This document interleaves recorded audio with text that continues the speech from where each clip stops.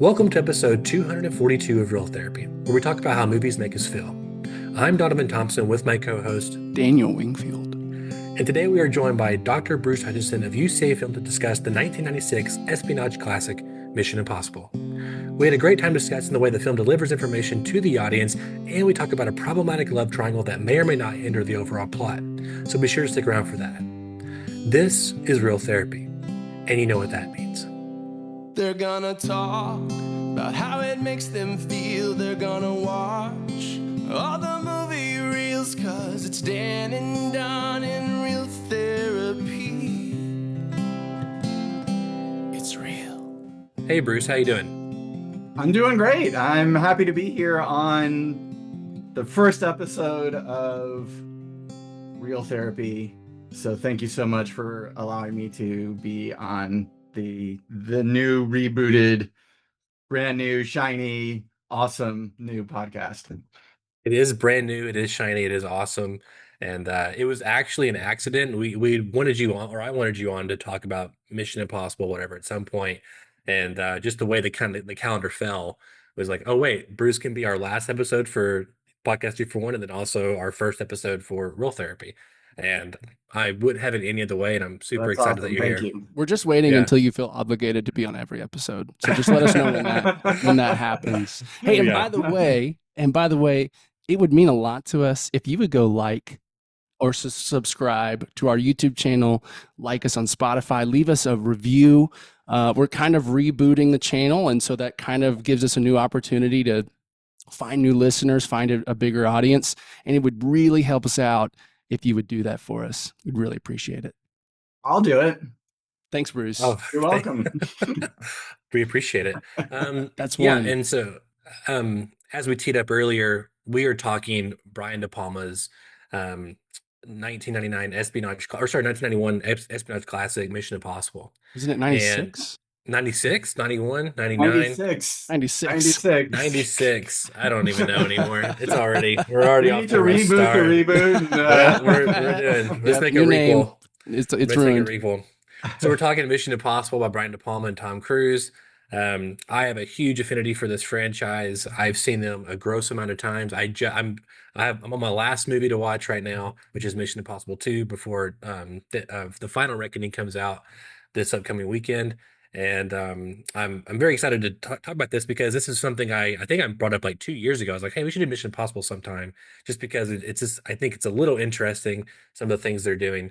I'm excited to kind of get into the topic with you guys.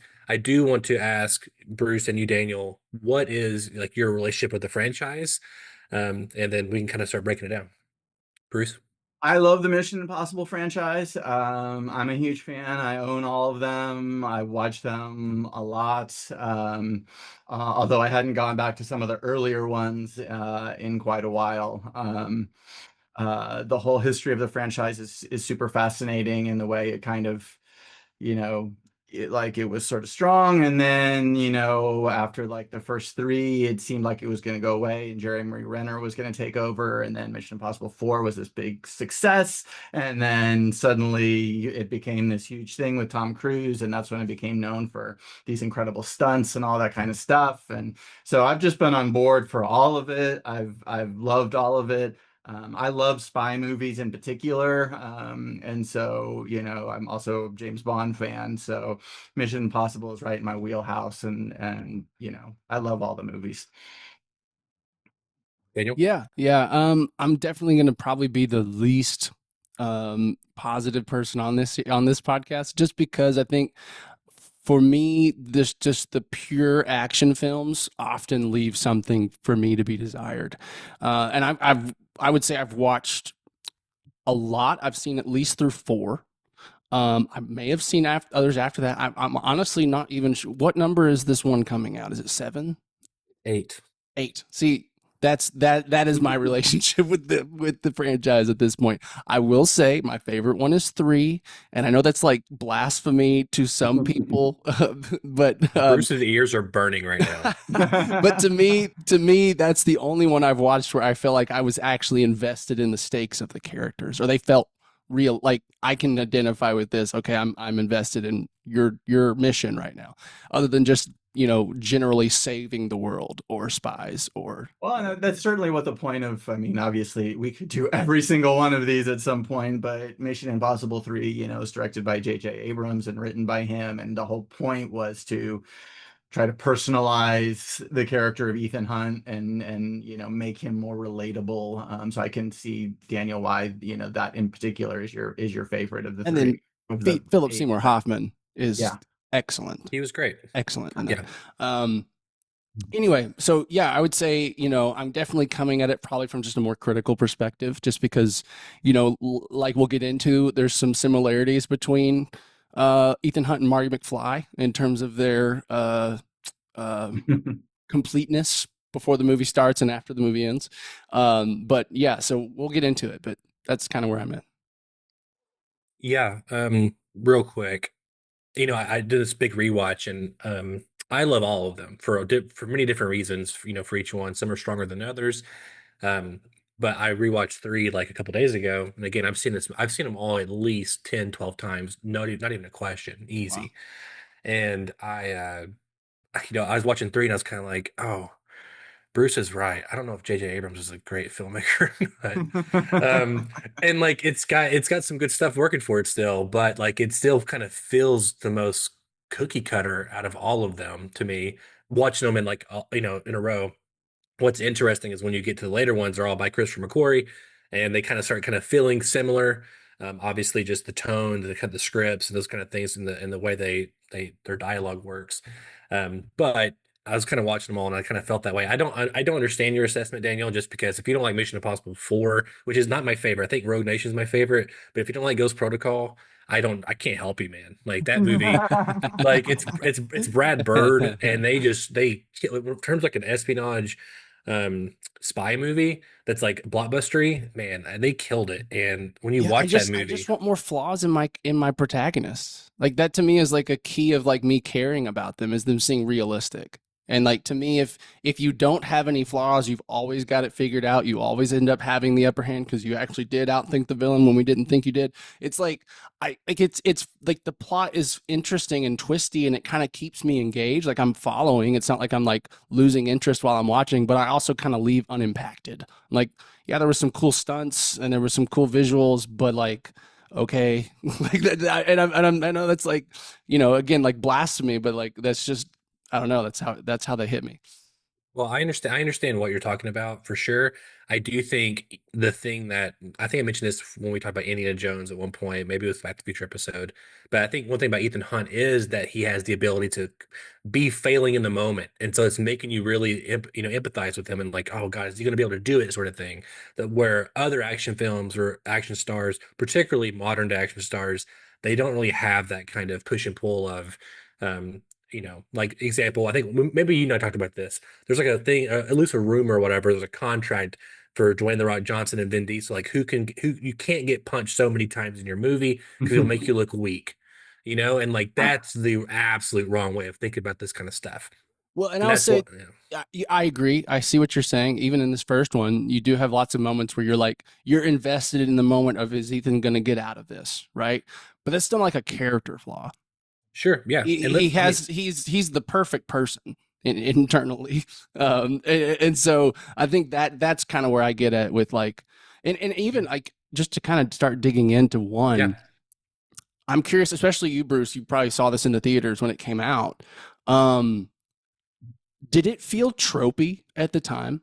Because I know how much impact this movie has had on just like media and culture. Like this message will self destruct at the end. Like how many times have we seen that used over and over again since this? And so maybe it's just a prospect of like watching it now and knowing how many things of like, oh, we've seen that, we've seen that, we've seen that. But did it feel tropey at the time? Or do you feel like it's just because this had such a massive impact? Well, I think that's It started them. I think that's complicated for a couple of things. First of all, because of course it was based on a TV show, and the Okay. TV show was primarily from the 60s, although I watched some of the little video that Donavon had sent, and there was a brief reboot in the 80s. But the point is that at least I mean, I was too young to have seen the TV show, but the theme and some of those ideas like were already present, just watching the movie initially. I'll also say though that, the first Mission Impossible movie, I think,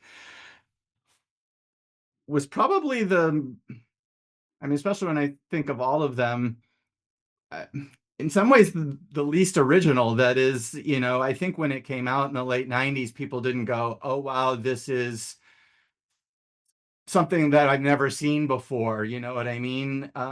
It was in line with other kinds of action and spy movies. I don't know that it felt that much different from, James Bond movies or anything else. I think obviously there were some unique things about it. It was sort of, um, Tom Cruise had done the Top Gun, in the 80s, but, he was sort of starting his own franchise. He didn't have a franchise before Mission Impossible. And then you had this unique take where Brian De Palma was directing it, and he wasn't kind of the standard choice you would expect for a big action blockbuster kind of movie. Why is that? Just give me some insight on the His body of work doesn't reflect that. So what had he Yeah, done before this? he had been Yes. seen more as an auteur. He copied himself after Hitchcock, and so very Mm. much his movies in the 70s, especially, were kind of these Hitchcockian thrillers. In the 80s, he did start, he widened out. He made some dramas, and I think he did some stuff that was a little more actiony, but still he wasn't known as like, the big Spielberg, making him. I don't know what the budget of the first Mission Impossible was, but he wasn't making $100 million movies and doing these giant set piece spectacle type movies. He was doing, I think, not subtle, because he's not a subtle filmmaker at all, but he was doing more thrillers and that sort of thing. So I think what maybe made the movie stand apart in the mid 90s was just that combination, more than that they were doing things that we'd never seen before. I think that sort of came later when we started to get into, Mission Impossible 5 and 6, and suddenly what they became about was, what kind of stunt is Tom Cruise going to do that's going to top what he did in the last movie? And now we're seeing stunts that we've never seen before being done by the actual actor, and that became a huge part of the story. That really wasn't part of it, I think, when the first one came out. It was just like, oh cool, it's a reboot of Mission Impossible. It's going to be a fun action spy thriller with Tom Cruise in it, and it's a little weird because Brian De Palma is directing it. I mean, to me, I think that's what the vibe was when it came out. That's really interesting. I do love Body Double. I've seen it a couple times, and I remember my dad for some reason introduced me to it, and I really liked it. And I've never seen The Untouchables, actually, Bruce. That's I certainly own. the big movie he Oh, was known for. I've seen that. People, That's and great. for people Yeah. of my age, who were going to film school in the early 90s and late and mid 90s, we knew him more for The Untouchables and his work in the 80s. He also did Casualties of War with Michael J. Fox, Mhm. and then you kind of had to go back to his 70s movies. I mean, for us, that was something, you had to go find those on VHS and rewatch them. Oh, wow, okay, there's some interesting stuff that he's doing. But we knew him more, The Untouchables, I don't know, must have gotten a bunch of Oscar nominations and stuff like that. So he sort of had that the profile as well, in the 90s. I've owned the Steelbook for like 3 years, and I've been waiting for a special day to watch it, and And it's on the yet, list. he's probably, how many times have you watched The Flash? The only movie, Yeah. probably 6 times. That's true. That's I really love true. it. I love it. I'm Yeah, buzzing. I know. Okay, I got a problem.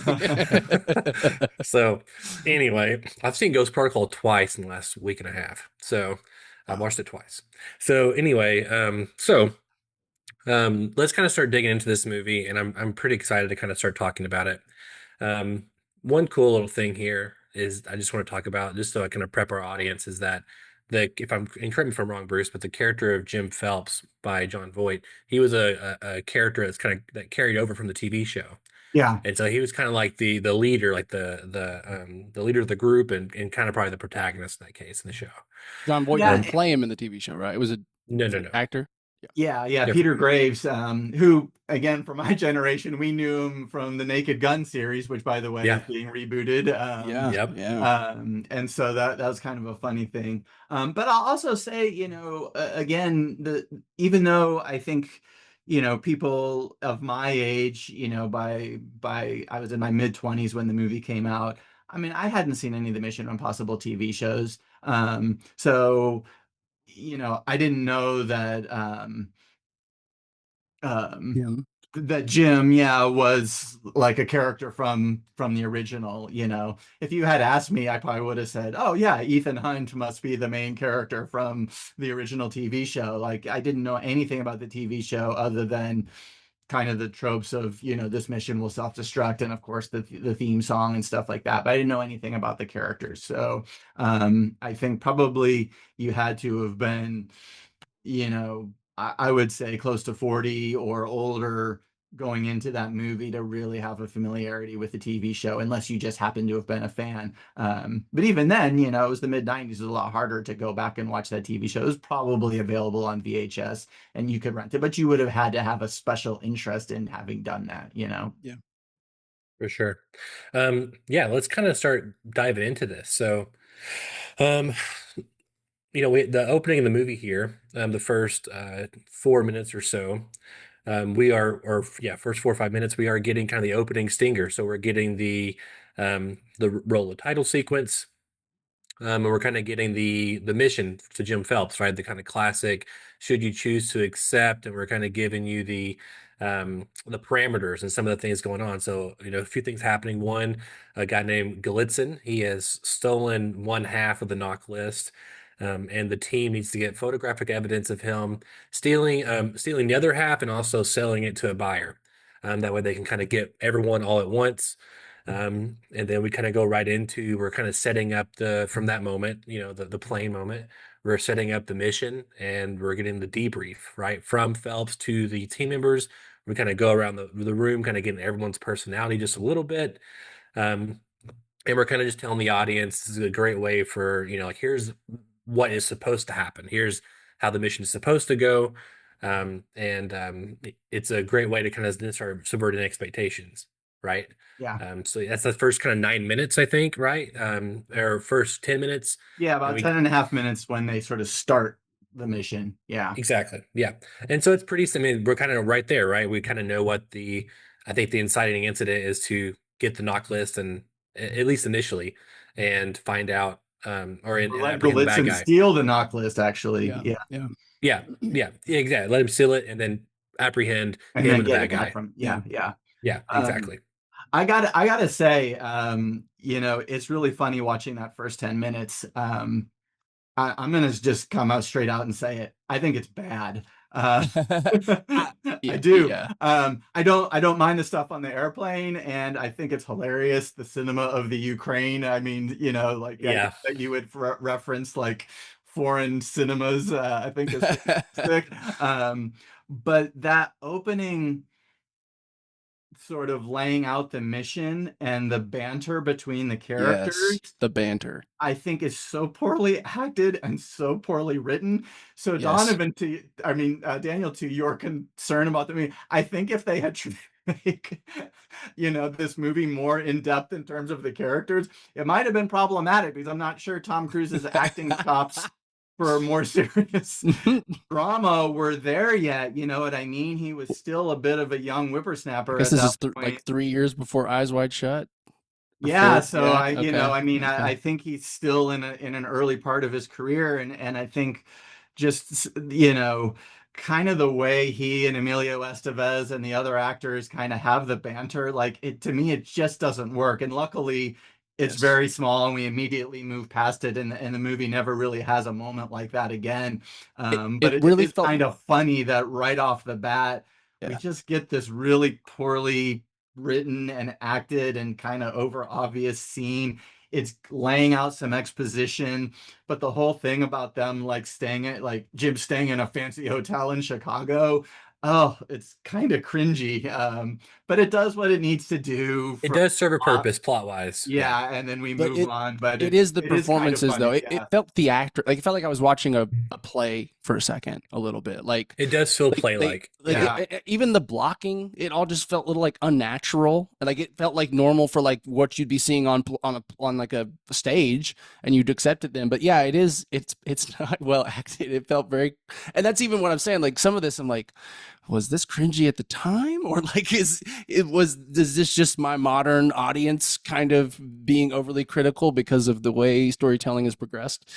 I mean, I Any, can't remember, but in my mind, I think I probably would have been like, ugh, at the time as well. it But in it some doesn't ways it age does well feel either.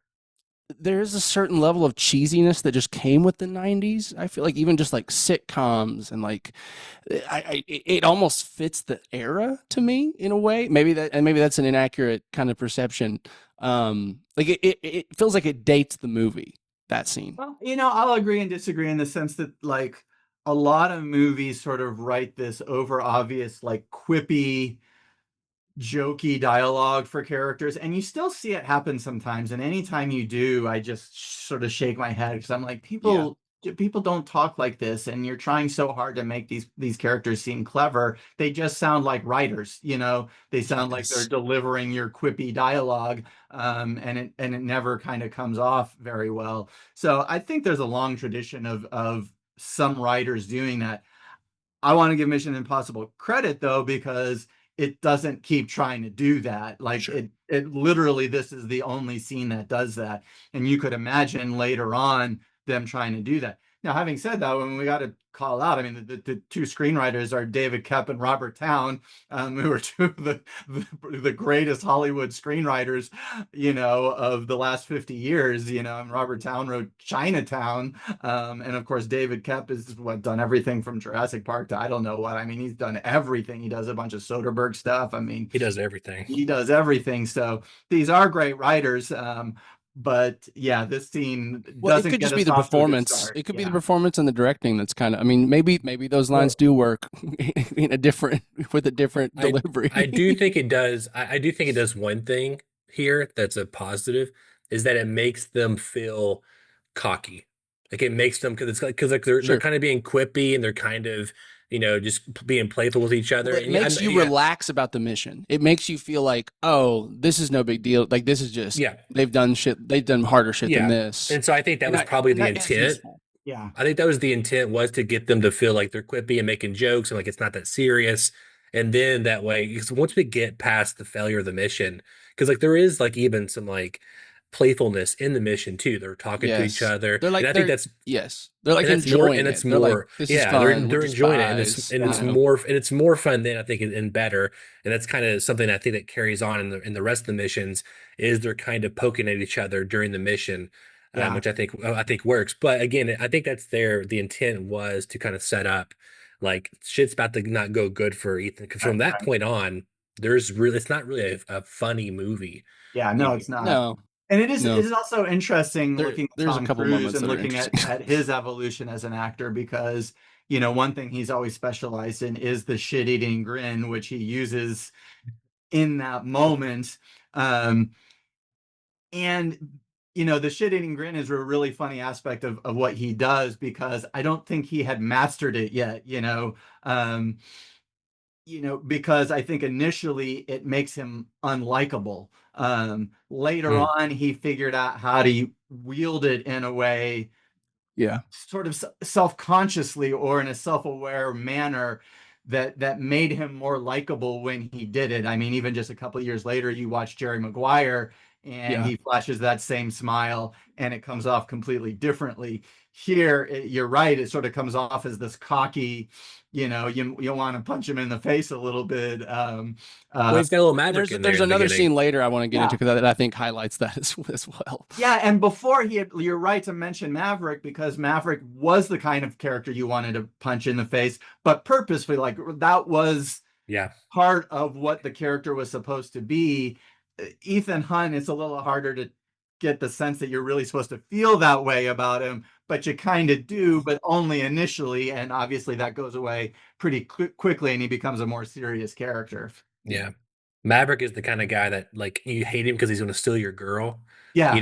but he's also like, he's like, damn, he's cool. After he does, you're like, fuck, he's cool, Yeah. So that's Yeah. Maverick. That's awesome. Um, Um, the other yeah, thing I want to mention that gets set up in this first scene, and I'm getting all the sort of, in a way, the bad stuff out of the way early. Mhm. The big thing for me that doesn't really work well in this first movie is the Jim, Claire, Ethan sort of slight love it's triangle odd. thing.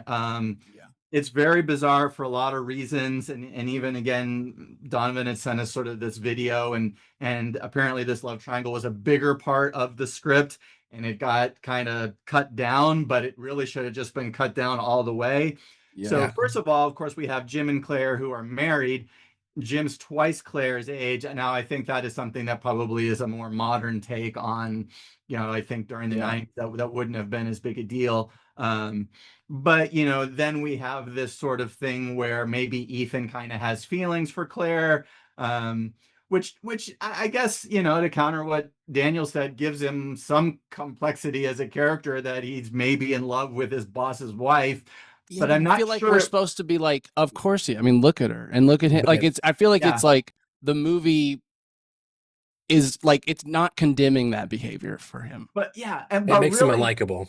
what it does, I don't know, because what it really ends up doing is like, and even later on, like When he we questions see, her very sexually, yes. well, yeah, and then Jim like sort of is like, oh, she didn't think she'd be able to seduce you, but I knew she could do it because I tasted the goods, and then that sort of shows that he's a bad, and it kind of works. He's a douchebag, and Sure. he doesn't even love his wife, and we get that. But I think the problem is that she's supposed to be seducing him after her husband has died, right? And so then it's just really bizarre, right? It's like, oh, her husband died yesterday, and she's already kind of trying to seduce him, and he's already interested, and it's all just a little icky, and it Is I just think doesn't work for me, I think the implication is that they've had relations before this failed mission. really? Yeah, I do. I think that there's something there, because I think because in the first mission, whenever Tom Cruise takes off the mask at the beginning, he like caresses her face, like is she like when they give her like the adrenaline or whatever to make her heart start back up again.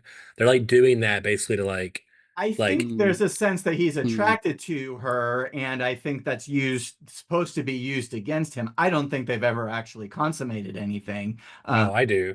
Just but well, I mean, Mm. I do. I think I I do Jim. get never, that. I never took that. I Oh think that yeah. they take But what I they think what see it's as doing maybe his feelings for her and try to use it against him. But it still makes them all, her and him. Of course, we don't know that she's bad, but it just is well, it creepy. kind of I it kind of mean, nods to her being. I mean, to me, that was like the biggest takeaway. Like that's the biggest tell that she's she's in on it is that she's right. being this way. But also, I do think it's.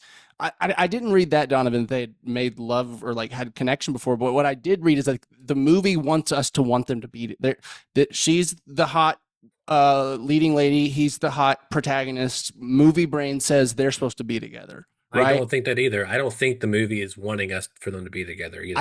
I think I don't. we But I see, don't. I I'm think not that's saying that. I'm that's thinking I think we expect as an but that's the audience, whole problem. we That's why I expect I don't like it, because it's I so agree. I agree. confusing. I agree. It's a problem. I just don't think that's what the movie was doing. I'm I saying the do think. movie's using our expectation that the hot girl usually gets with the hot guy in blockbuster movies is using that to deceive us. Is Yeah. that's what I'm saying. I don't think it's saying they've had sex. I think it's trying to set what's going to happen up later by using the trope that we're all used to that well, if you watch the first half of this movie and you see that her husband dies, you're like, well, yeah, they'll probably get together by the end of the movie. He's the protagonist.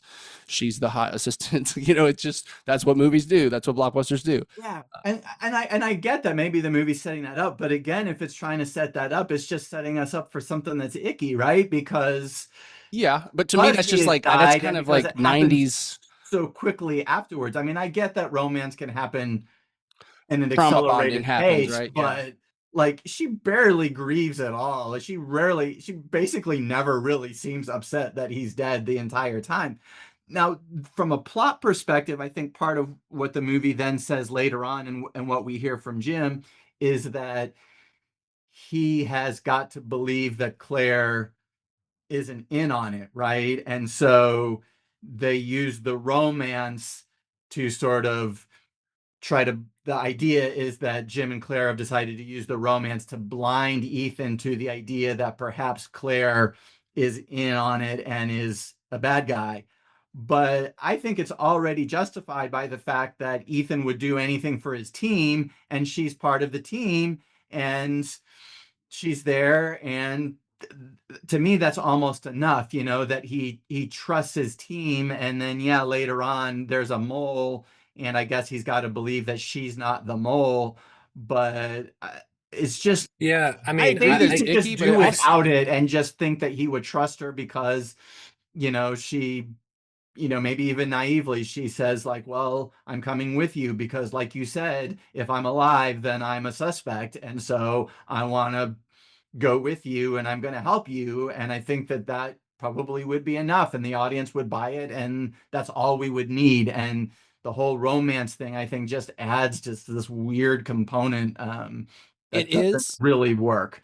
I agree, but I also don't feel like it's any worse than a lot of other movies that we're doing. Like it just feels like, yeah, that's what 90s movies were. It felt like movies in the 90s, early 2000s just felt the need to insert sex as a big plot in every big movie. Like it just had to be a big part of it in a way that's not that way today.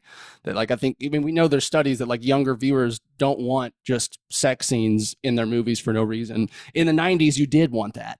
You know what you mean? Like You might and want even like romance, but and maybe that's a nod to James Bond and that sort of thing. But I think we would have also had plenty of action movies where a romance wasn't necessarily central. But I get what you're saying. I mean, I get that that's an expectation, and maybe that they felt the need to keep that in there in order to meet an expectation of some sort of I think it romance was literally for the audience would scene where have. he like assaults her sexually for information. Like that to me is like that's why she was here for that scene because it's just like such a risque sexy scene. Let's put our two sexiest people and have them pinning each other against beds to Right, question right, and then right. kind of lean in for a kiss, but don't. You know what I mean? Like that, I guess to me, that was like, that was the spectacle of her. That was kind of the reason her character existed for that kind of spectacle, which I agree, I don't like. I'm not saying this Yeah. is a good thing. It just I to don't me know if also I, just feels like that's just a 90s action movie. no, But I don't know if maybe I that's wrong. 100% agree with that. Yeah, I think you probably haven't watched a whole lot of 90s action movies. Fair. But I again, I think that well, you're right, Bruce. It's not working because it doesn't go either way hard enough. That's the problem.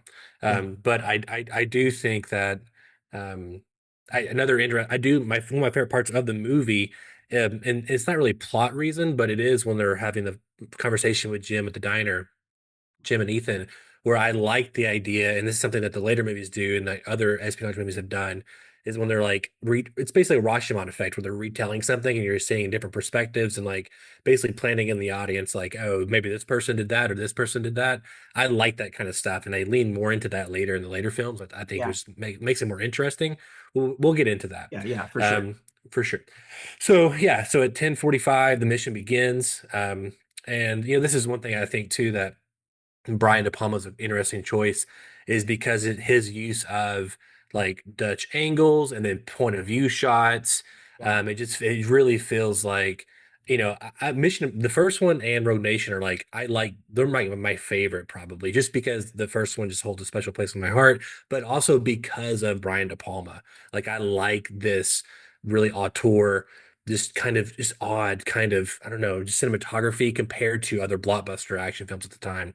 And so like that having the point of view of Tom, and then we had like these slow moving Dutch tilts, and the So next many, shot, so yeah, many. and then it's very much an Abrams kind of thing. Everyone does like a fast thing Yeah. now, but Yeah. what's cool about he does like these slow Dutch tilts, and then with the next shot is the Dutch tilt, like that way it cuts nicely. But it also just I'm not sure I would be brave enough to do that kind of stuff, but I think I like it. I think it's fun. I Yeah. Um, agree. It does make the movie unique and sets it apart, I think, from other action movies. Um, And, I think a lot of times when we see sort of stylistic flourishes in action movies, they sort of feel sort of bravura, it's sort of like showing off. But as much as Brian De Palma could be that kind of director, and he did that in other movies like Snake Eyes with Nicolas Cage, it all feels purposeful in this movie. Even the point of view shots, it's like the point of view shots happen from Ethan's point of view when he's wearing the mask. Yes. So it kind of creates this sense that he's inside of a costume or a character looking out of it. I mean, you don't Yeah. literally see like eye holes or anything, Yeah. but it just kind of like reinforces that he's playing this other part, and it's in a way it's kind of subtle. I mean, it's a point of view shot, but just how it's Yeah. connected and why it's there is really clever. And I agree, as the mission is unfolding over the next whatever 7 or 8 minutes, like seeing those point of view shots and him sort of looking around, sort of really reiterates the fact that he's wearing the mask and he's inside this character and this costume that he's playing. I think is really cool. I Agreed. think other cool things that are happening in the sequence is we're getting kind of more of the more natural banter where they have certain things have to happen, right? They have to get into the elevator. They're talking to Emilio Estevez's character. I can't think of his name, which I love Emilio Estevez. I mean, Young Guns too.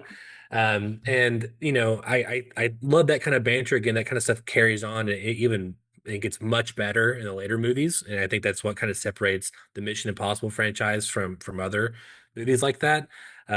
But I do want to talk about two things here. One, I kind of talked earlier. This is the team that always wins. It's not Mission Impossible for this team. Yeah, they're IMF, but this is a team that typically gets what they always want. So we're kind of setting that up, or even though there might be some close calls, we're on the track to winning here. Another thing too is cool is I think on a first watch for a first viewer, when we see Jim Phelps, John Voight's character, at these particular shots when he's at the computer, it is played in a way that it does not seem nefarious, and it's in the way Yeah. and the information we're giving from a shot perspective is I think really well done. And then when you watch it later, you're like, oh yeah, that was the way they paint it is like, oh yeah, he was not being a good guy right there. And I think that was really smart filmmaking and just subtle enough acting from John Voight enough to make you go both ways. I think is pretty I cool. think John Voight might be the best actor in the movie, honestly. Like, Probably. or gives the best performance Or of the the guy, movie. I don't know his actor name, but Leon the Professional. I can't think of his But yeah, I name. mean, there's He, some good Oh actors in yeah, there. I mean, yeah. yeah, Jean Reno who play, yeah. yes, But yeah. just in performance Um, wise, I believed his performance. It felt the most real to me. I think among the team, especially. among the team especially, but you also have to shout out Vanessa Redgrave playing Max. She's great. She is She's great. great. You're She's right. also You're right. fantastic. She's So there fantastic. You're is a right. lot of very good acting in this, but certainly you're right. I think within the team, and of course, I mean, we've got these, Elizabeth Scott Thomas. Yeah, I mean, we've got like we've got a really solid cast here, of very experienced actors, and John Boyd is probably just the most experienced, along with Vanessa Redgrave, of the actors in the movie. So I think he sort of fits that. I mean, it makes sense that he would be able to sort of naturally pull off that character. Yeah. Yeah, I mean, I think that, any objections we have, we're starting at the 17-minute mark. This is where kind of things start really kicking into gear. So Galitzin apparently steals the knock list. The team begins escaping. We get this, moment where Jack dies, and this is really what I'm talking about, where John Voight, Jim Phelps, is really playing up or not playing up, but this is a great time to kind of see Right. the audience expectation for later. Um, Jim claims to have a shadow. Jim claims to be shot. Ethan goes after Sarah. Car explodes. Galitzin is apparently killed. And then Ethan finds Sarah dead at the gate. And then Ethan escapes. So there's a lot happening here in this probably 8-minute sequence. Kind of all the pieces are being put together. And of course, we're seeing it from typically Ethan's perspective, but that's not always the case, right? We're seeing Bounce what around a little bit to yeah, the other we team bounced around a members. little Yeah. bit. Yeah, Yeah. yeah. Yeah. Anything that sticks out to you guys there? Well, first of all, before we get into the action, one thing I do want to point out, because of course this is what I do on the Hutch Files is do these structure breakdowns and where the sort of sequences and acts and stuff are. And this movie is a little unusual because I have it as a 3-act, 6-sequence movie. So we've got 3 acts, and each act is broken into 2 sequences. And you don't necessarily see that a lot. Generally, it's sort of like you get sequences or you get acts, but you don't necessarily get sequences within acts. And then it's kind of funny because a lot of times a sequence act will match a sequence goal will match an act goal, but here they're always a little bit different. And so Donavon, you're right on it. This first sequence basically ends at the 17.5-minute mark, you know, and it's also interesting because we haven't had the inciting incident yet. So we get a whole first sequence where we haven't had the inciting incident. So after the first sequence, they seem to have been successful, right? Golitsyn has stolen the other half of the knock list. So sort of mission successful, right? And we just assume everything else is going to be easy peasy, no problem. And so we get the end of the first sequence, and then we start the beginning of the second sequence, which is we immediately have the inciting incident for me, which is that Jack is killed, right? So everything seems like it's fine, and it's like, okay, let everyone get out, we're good, and then suddenly Jack gets killed, and immediately things start going wrong, right? And so now the sequence 2 goal for Ethan is sort of figure out what's going on, like why is this all going bad, what's happening, and then we'll get to it in a minute, but of course, he ends up figuring out at the end of the act that this has all been staged in order to find a mole, and he has been ID'd as the mole, right? And that becomes the end of sequence 2 and the end of act 1. But what's really funny is the act 1 goal is, to complete the knock list mission. That ends up being a failure, but the sequence goals actually are successful. The first one is to get Golitsyn to steal the list, which is successful. And then weirdly, the second sequence, his goal is to figure out what's going on. And he actually is successful at that, right? At the end of the act, he figures out, oh, it's a mole hunt, and I am the mole. I have been ID'd as the mole. But the goal for the act was to successfully execute the mission, which has failed. So it's kind of an interesting setup, the way those 2 sequences kind of work against what the act level goal is. And I think it's also interesting because anytime you have sequences, the first sequence climax is almost always the inciting incident. Here, the first sequence, everything is successful, and the inciting incident happens immediately afterwards.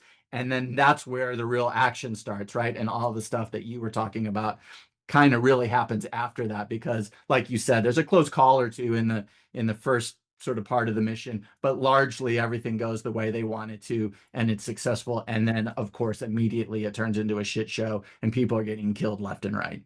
How would you define that sequence? Would you say the sequence changes when the character's goal changes? Like, so when Ethan decides to figure it out versus trying to complete the mission? Because technically that doesn't happen until Jim's killed.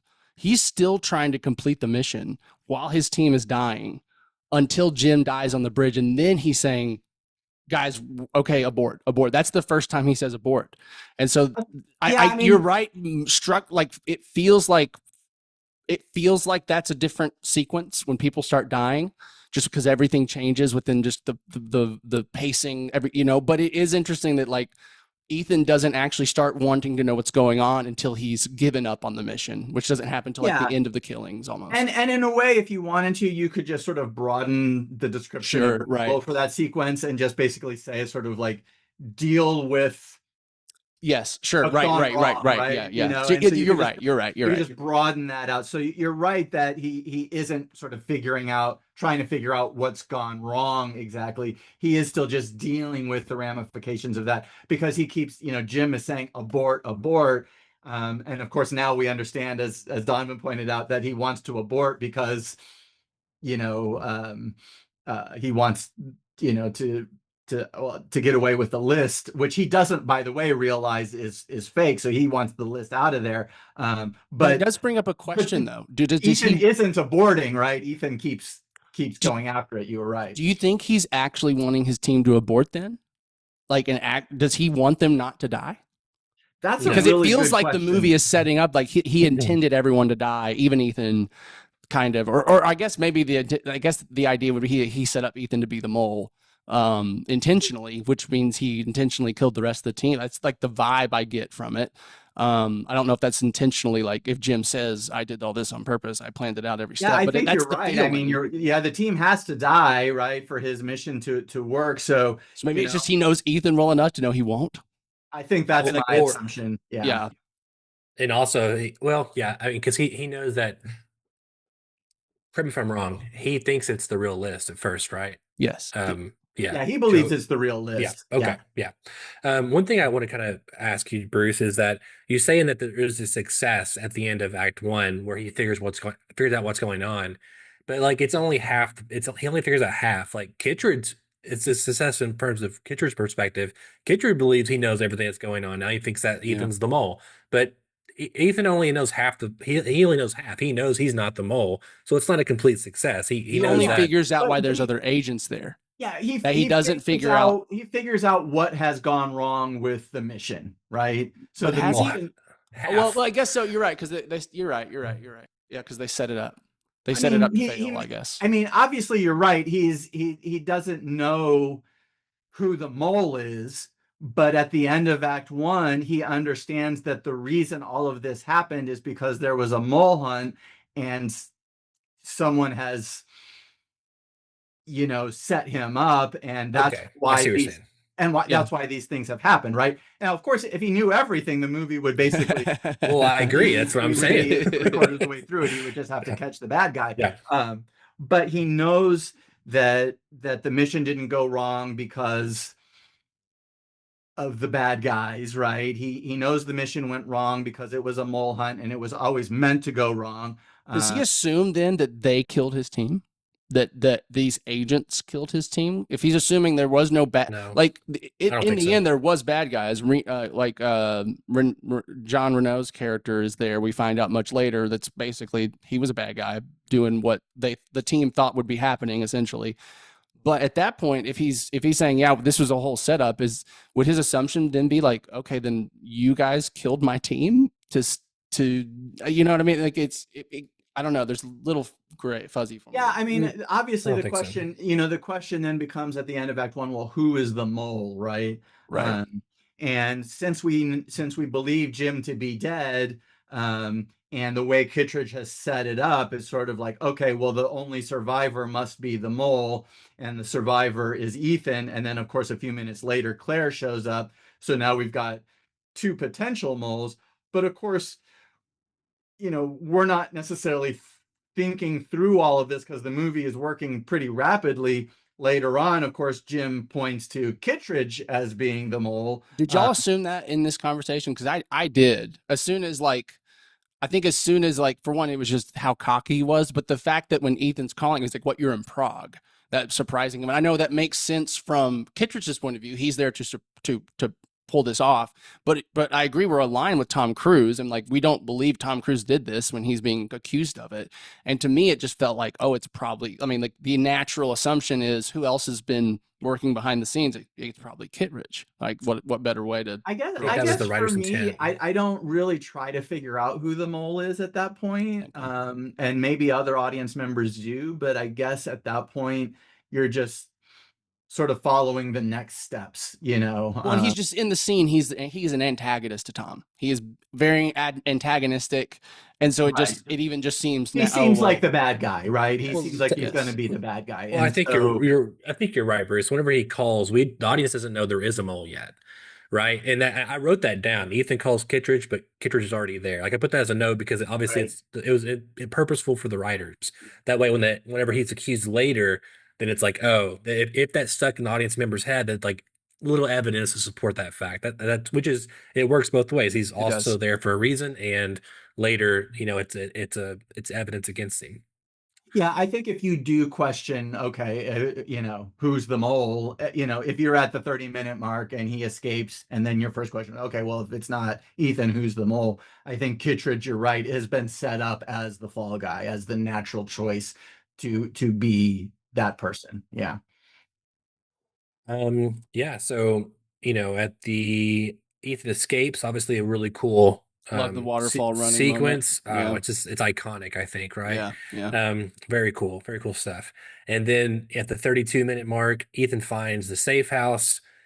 He spills the glass for the alarm, I and gotta then we can, say, yep.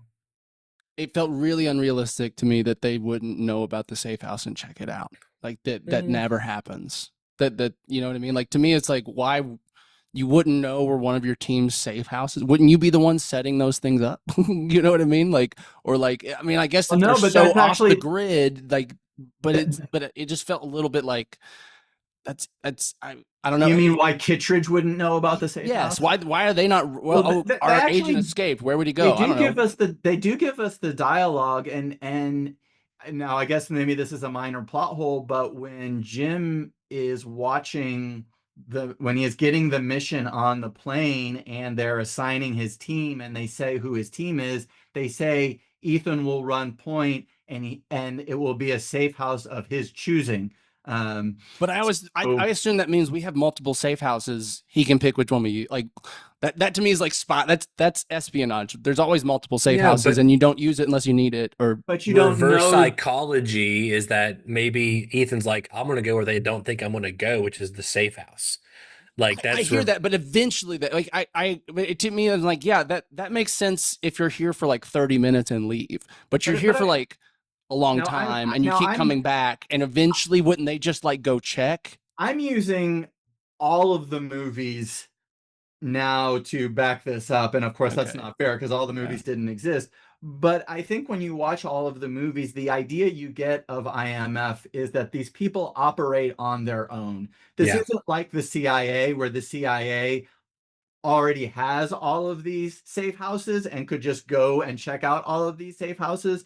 I've always gotten a sense, again, from 7 movies, that the whole point of being, and the fact that they can be disavowed and all this kind of stuff is that like they kind of operate on their own. Like Kittredge doesn't know where the safe houses are. Kittredge doesn't know how they necessarily get guns and passports and weapons. Like they do all that on their own. They have a budget because obviously they couldn't afford to do all of that on their own. And Kittredge gives them the money and gives them the missions, but there is an air gap between them. That's kind of what I've always assumed I don't feel like I get how that impression from just this movie the as Mission Impossible someone force that's not works. fluent in the franchise. Yeah. I don't get that impression, and to me, it felt like I agreed with you, Donavon. I'm like, oh, why would they check the safe house? He'd never go there. But when he's still showing up there in like Act 3, and no one's even tried to like, maybe we should just check that one place with all the money and guns and disguises that he might want. You know what I mean? Like it just, and Yeah. I hear you, Bruce, and maybe that is just like that's what the universe is. I just don't think they properly laid that Yeah, out. I mean, and obviously it can be a small plot hole, but also I think as an audience member,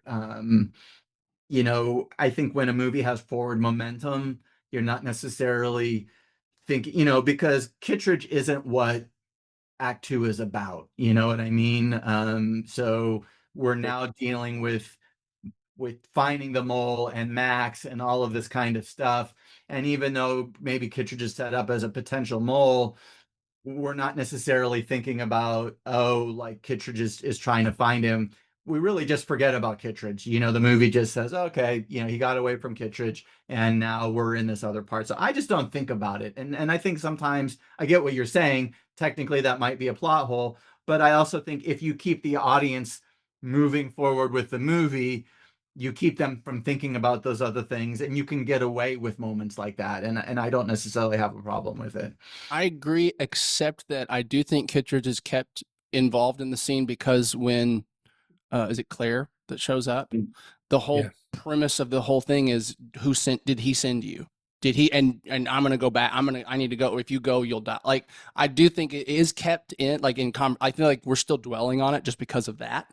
And so there is just if Tom assumed that if his first assumption is that Kittredge sent him there, then it feels like Tom would assume they know where the safe house is to a degree, right? Like I'm not. It's not a huge deal. I agree. The movie keeps going and it works. It's just that was something that kind of nagged me throughout.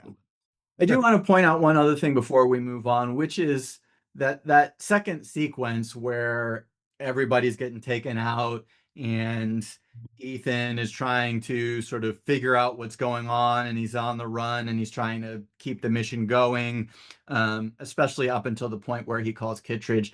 I think that is such good filmmaking. Mhm. The editing and the pacing and the moving back and forth of the different characters in different places, I think is just Colors, there was some great, is like those deep The blue nighttime shots. shots. Yeah, Woo. they're yeah. really good. They're really good. Yeah, I mean, just everything that's happening is, I think, so well executed. And it's kind of ironic when we track all of the Mission Impossible movies. Again, I'm referencing this video that Donovan had sent us, and um, Martin We'll link the Landau. video in the YouTube Yeah, description put if the viewers link want to check it out. in the thing, because Martin Landau had criticized the movie because it was going to be too action oriented, and not enough sort of spy stuff. And he was largely right. I mean, the movies largely are more action adventure movies than they are sort of like sneaking around covert operations. But I will say that despite the fact that there is violence and that people are getting killed, it does feel like that, that 10-minute sort of semi sequence where Ethan's running around and everyone's sort of trying to escape and they're getting killed. Like it's well paced, but it's not like super duper action. It's not like, there's fist fights all over the place, and Ethan's, Tom Cruise is doing his typical running at full speed all the way through the city. Well, It's most of the deaths more, happen off screen, except for the yeah, car it's a lot of explosion. We don't see anyone's death, it's right? pacing The and guy's Jack, I moments, guess. and Yeah. yeah, we see explosions, we Yeah. see a stabbing, where the result of a stabbing of Galitzin, and then I think Sarah's character, we see Jim, sort of point of view shooting himself. It's all very well paced and very deliberate, right? So it does prove that at times the franchise can kind of, not just be full throttle action, right? And again, we see that later in some of I forget, Donovan, you can tell me, like the Christopher McQuarrie when they're at the opera. Like, Well, I was just going to say, so to yeah, me, the second sequence, oh, you're talking about Bruce, that is why the first movie might be in contender for my favorite one of all of them, because it's very spy oriented, and just because the shots and the lighting and those kind of things. And then my second favorite is Rogue Nation, because it takes a lot of those similar kind of the spy elements, but it makes them a little bit more blockbustery. yeah, And so, and you can really feel in the opera, like I'm getting chills thinking about it. The opera scene is so good in the way it's edited and the pacing and the blocking.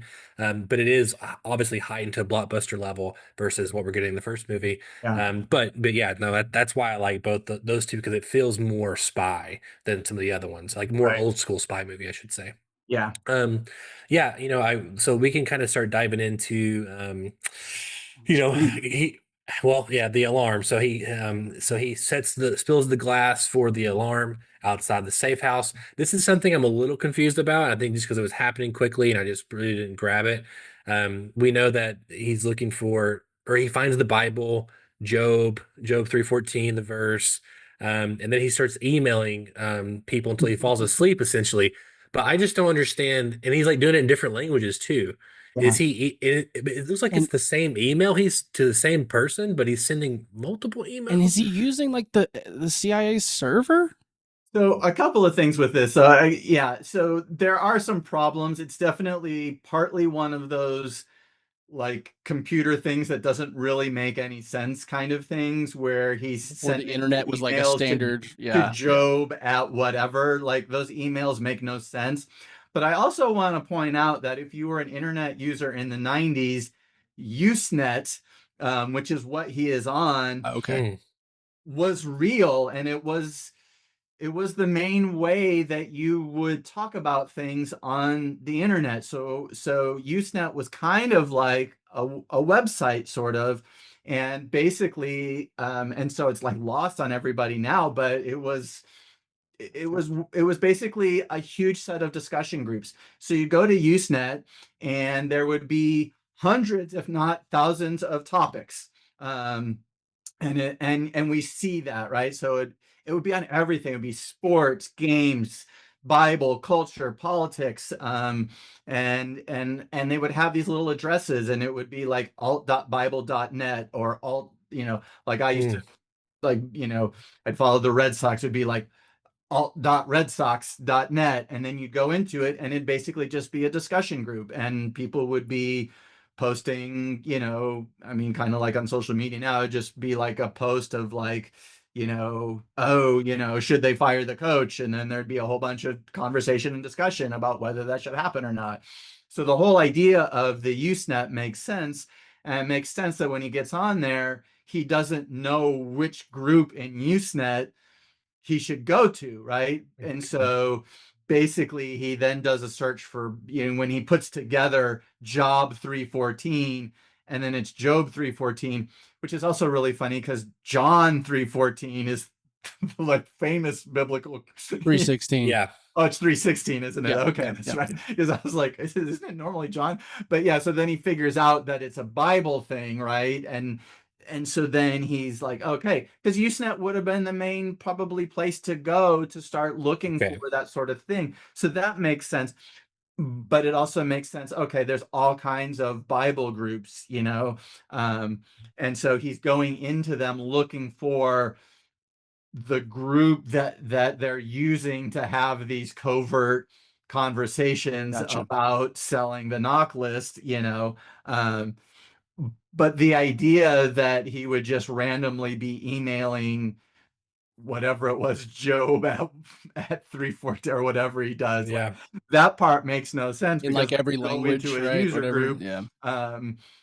you see the people, and I mean, I don't even remember if you could email them separately. You might have been able to, but normally, like, either you'd be direct messaging them, I guess, but really you were just having the conversation in the group. So the emailing part doesn't really make a lot of sense, but the whole Usenet group thing actually does make a lot of sense. So it's a combination of, like you see a lot of times where there's sort of an element of truthfulness to how computer stuff is shown, and then there's an element that doesn't make any sense of Gotcha. how computer stuff works, right? I was Yeah. pretty confused. I was like, man, what's going on here? Yeah. Yeah, Okay. So, well, anyway, he's reaching out to Max, and he falls asleep, right? right. And this is kind of this is where we kind of get the first. I think we're at 37 minutes here. We get the first actually like internal issue kind of popping up with Ethan, which is Jim shows up in like a dream sequence for a second, and we kind of see for the first time like, oh, Ethan is at least large, like really out there. Ethan's guilty. Like he's let his team down. It's like Yeah. I don't think we really Survivor get guilt. that we don't really get that up to the point of that point of the movie, right? So he sees Jim, and of course it kind of just he's so fucking tired. It's actually clear, I guess. Yeah. And Must have had a lot of sleep in his eye, like a lot. To yeah, a lot. mistaken that. But I also want to say that a lot of the stuff with Claire was actually really well done in the sense of like he's immediately suspicious of her. That moment that Daniel was talking about, and he pins her down on the bed, and he's sort of yelling at her, and he's like, I do, assuming I, she's the mole. I do have Yeah, go one ahead. issue with it. I know I'm keeping being the downer. There was something that happens in that scene that makes it again feel like she's obviously in on it. In that he's like, "Where were you? I was on the bridge. No, you weren't. I was there." And then that's kind of like she just kind of has start having like an emotional breakdown, and he just kind of gets saw. It doesn't ever feel like why did you lie? Where actually were you? That never comes back. But they could be And at so to me, it was just like, different times. To me, it was Yeah, just they missed each other, like, because they don't say when they were at the bridge. But yeah, what I really yeah, like is that we've set up that if there's an abort, that they're supposed to meet back at the safe house at 4 a.m. And he's sure, like accusing her all, and she just starts like 4 a, like she's sort of becoming desperate, and she's sort of losing it, she's like 4 a.m., abort. We were supposed to come back at 4 a.m. 4 a.m. was and then it's like, oh, right, like she's right, and to me that actually is pretty powerful where he's like so suspicious, and then he's like, uh, oh, right. Like we were supposed to come here at 4 a.m. And then we hear the church bells chiming 4 a.m. and it reinforces she followed the protocol. She did what she was supposed to do. And I think that that's also powerful. And he's so tired that it's just like, oh, okay, yeah, like I actually broke the rules. I came back too early. Like she came back when she was supposed to, So I actually like that moment. To me, I buy it, and it sells sort of Claire's innocence pretty strongly for me. yeah, it's interesting. I And maybe again, maybe because the tropes, like it feels like obvious that it's the dead captain's hot wife that she was way too hot for him anyway. Like I don't know, it just seems like the the easiest way to hide a villain is to make it the damsel in distress that's attracted to them, that the main character is attracted to. Right. To me, that's the easiest way to make us believe he's not suspicious of her, as he likes her. He want, he's attracted to her. So it felt Yeah, a little but obvious to me, but again, that may just be like 2025 viewer watching 1996. So was this the first time you'd seen the first movie? No, but it's been So are you saying years, that and the it's first probably on time you TV. saw the first movie, you were immediately suspicious of her? We're probably talking 20 years ago. I have yeah, no idea, and it that's was on that's TV. I don't even know. Maybe part of the scene was cut because it was TV. I mean, like I don't know. I'm just yeah, saying, like in retrospect, what you're saying makes sense. But I think for a first-time viewer, again, I agree. with the forward momentum, I think it's a little hard to just go, "Oh yeah, it's really suspicious that Claire must have been a bad person." You know what I I mean? agree. And also, I do want to say that, I'm probably different than the average moviegoer because we've been breaking these movies down. We watch a lot of movies, we work on movies. And the big thing, even particular to me, is that whenever I see a movie that is who done it, my brain is going into overdrive to Same. figure out who did it, and just because I want to feel like I beat the filmmakers or I beat the other people watching the movie with me, right? Yeah. Like that's my brain goes that way. Not everybody is like that way. And also, even when there is a search for that, everyone is a suspect. Everyone thinks about Claire at some point. Everyone thinks about Kittredge. Everyone thinks maybe Ethan did do it. Even though it's stupid, it's Tom Cruise. Someone in the audience thought, did Ethan do something? Like that's the nature of those kind of movies and the nature of the role of the audience in those kind of movies. We don't even know that there really is a mole hunt. I mean, that could be Yeah, a lie from Kittredge to get the knock list. You know what I mean? Like, yeah, I think we're so caught up in just Ethan doing the next step, right? Which is um, finding Max, right? Like this whole. I mean, it's not all about finding Max. He finds Max halfway through, but I mean, the first half of sequence three is finding Max, which he does. So I think we just sort of go along with what's happening. So let's go to him meeting Max and then the introduction of Vanessa Redgrave. yeah. I mean, real quick, Ethan kind of I think proclaims we have a new mission. Ethan's going to steal the list. He's going to find Ethan's going to steal the list. He's going to find Job's going to find Ethan because he has the list. Ethan's got to find Max, and Ethan's got to clear his name. So that's kind of like the new mission, right? So at 41, Ethan tries to find Max. He's interrogated. He gets captured. Job. This is an interesting thing that Max says. Job is another company man. She's like, oh, so it's like tells you that it could be Kittredge or it could be someone else on the team. Max fires up the fake disc, and of course, the signal is being tracked by Kittredge. That is 41 to 48, and then Max and Ethan escapes that little 7-minute kind of sequence there. Yeah. And then he makes a deal with Max, $10 million for the full list, but you have to have Job at the exchange. So that's kind of that whole. I think that's a sequence, right, Bruce? We're going from I 41 keep to it going a little. 49. I keep it going a little further, just in the sense that he goes back. Claire's going with them. They have to put a team together, and of course, we get the introduction of Luther, who is going to be, Who I love. the, the character, along with Ethan through the entire series, and then we get Krieger, of course, as well. Ethan details the heist, and for me the end of the sequence is Ethan saying, like, we're going to steal the list. Like Yeah. that's, it's like Telling them what that they're is for doing. certain. And I put that like at just below the 56-minute mark, where it's sort of like, okay, we're going to steal the list. To me, that's the end of sequence three, and now boom, we're going into sequence four, which is steal the list, right? Yeah. One thing I want to say is that I put a little note here is that whenever they're discussing the dangers, accessing the code out of room, retinal scan, double key card, vault, sound, heat, laser net, all that kind of stuff. That one thing that the new movies do that I think is so much better is that now in modern movies do this just in practice, I feel like, is that we see the team doing it and we see them failing. Like we see them like here's how they could get caught, here's how things could go wrong for them. And it's more Mm. fun seeing the team play that out. Like, the actors play out, it's just super. I think it's a cool and more interesting way of doing it. Like seeing them Um, practice it, basically. we'll Yeah. see them actually doing it. It's like a what Oh, if like a scenario. It's okay, alternate interesting. reality of like, oh, Tom Cruise gets caught at the door and he gets arrested as they're talking Mm, about it. Like, what mm. could happen to us?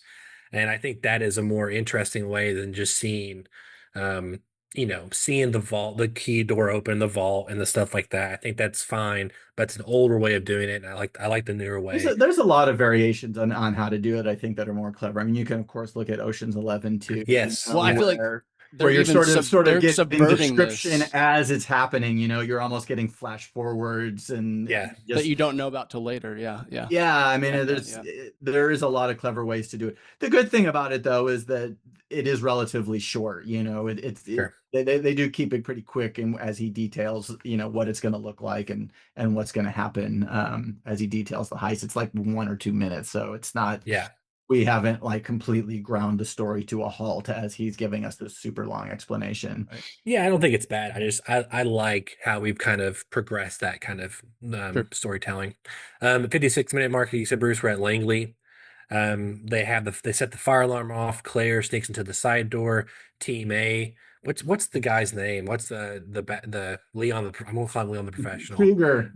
Krieger. Krieger. Yeah, So Krieger and Cruz sneak into the ducks, and then Claire puts a laxative into the agent's coffee.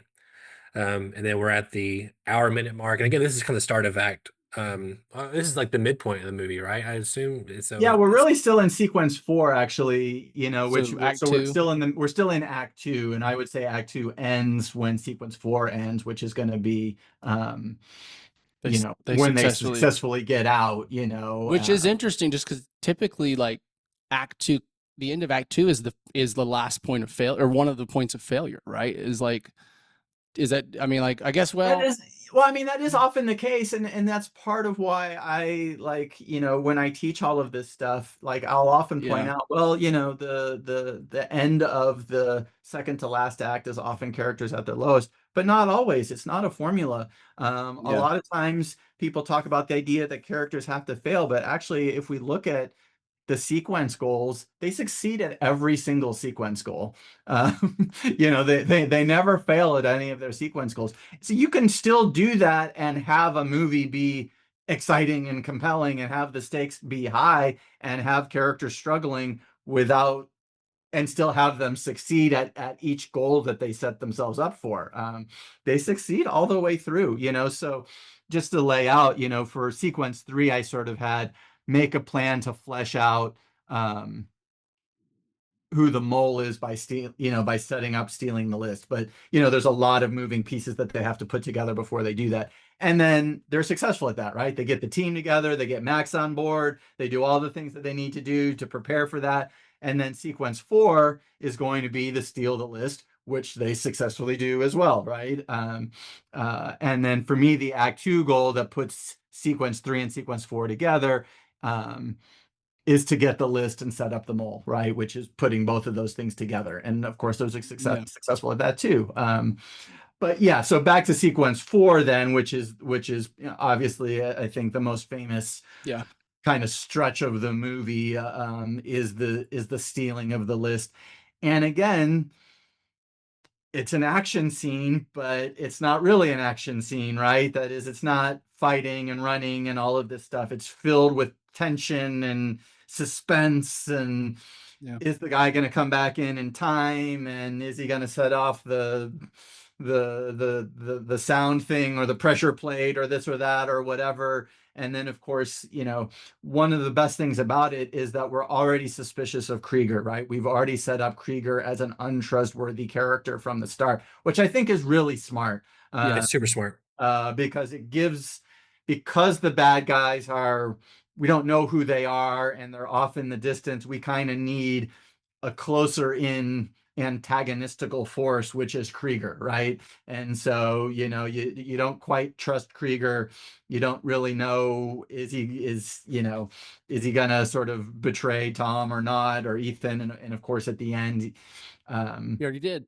he sort of does, although I guess that's really more at the beginning of sequence 5, but Ethan gives him the disc, and then at the beginning of the next sequence, um, he's Yeah, got I his keep leverage and all that, It's I put really a note. brilliant to tie him back to the beginning, just because I think you didn't Yeah, we didn't have to know who killed the agents and the right. guy. That could have just been like Jim's like we didn't have to know that, but to bring him back up there and it to be already the guy you didn't like because he isn't like versus Luthen, right? Who's like he's more of a just he's still an agent at heart, even if Yeah. he's disavowed. Luther. Luther. Sorry, not Luthen. Yeah. Excuse me. I'm on my Andor kick still. It still has impacted me. Anyway, yeah, I just think it was just a brilliant storytelling. I like again, you didn't have to do that. The whole movie works if that never happens, and he's just a throwaway character that we don't like. But it made it. It was like one of those nice things. You're like, oh, that feels good. That symmetry that you like from a movie where it's like, oh, that's nice. I didn't realize that was going to do that. It's good. But stealing the knock list is a lot of fun. I think it's well done. Obviously, it has some, you mentioned tropes, and some of them are, I mean, the appearance of the rat is perhaps a little silly, but it's okay, I mean, it's the kind of thing that I think we just like, it's almost a joke, you know what I mean? Like, in a way, you're not supposed to take it too seriously, that Krieger is a little freaked out by the rat. And that's what causes him to almost drop Ethan, because in a way we don't care. It doesn't matter what causes Krieger to have problems with the rope. It's a Well, rat.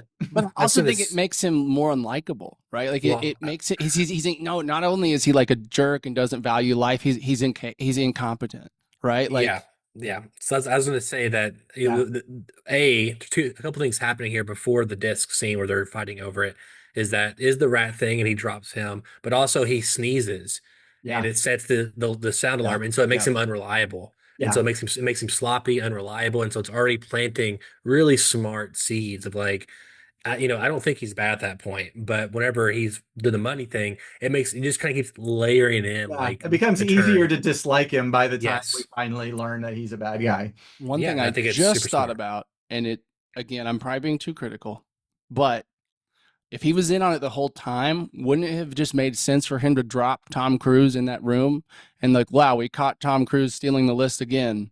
Obviously, he's the They mole. need the list. You're right. You're right. You're right. You're right. Yep. It makes sense. Sorry. Another thing, little line of dialogue from Claire, I think after the fight over the disc, is that Claire says, "Sorry, I brought him along."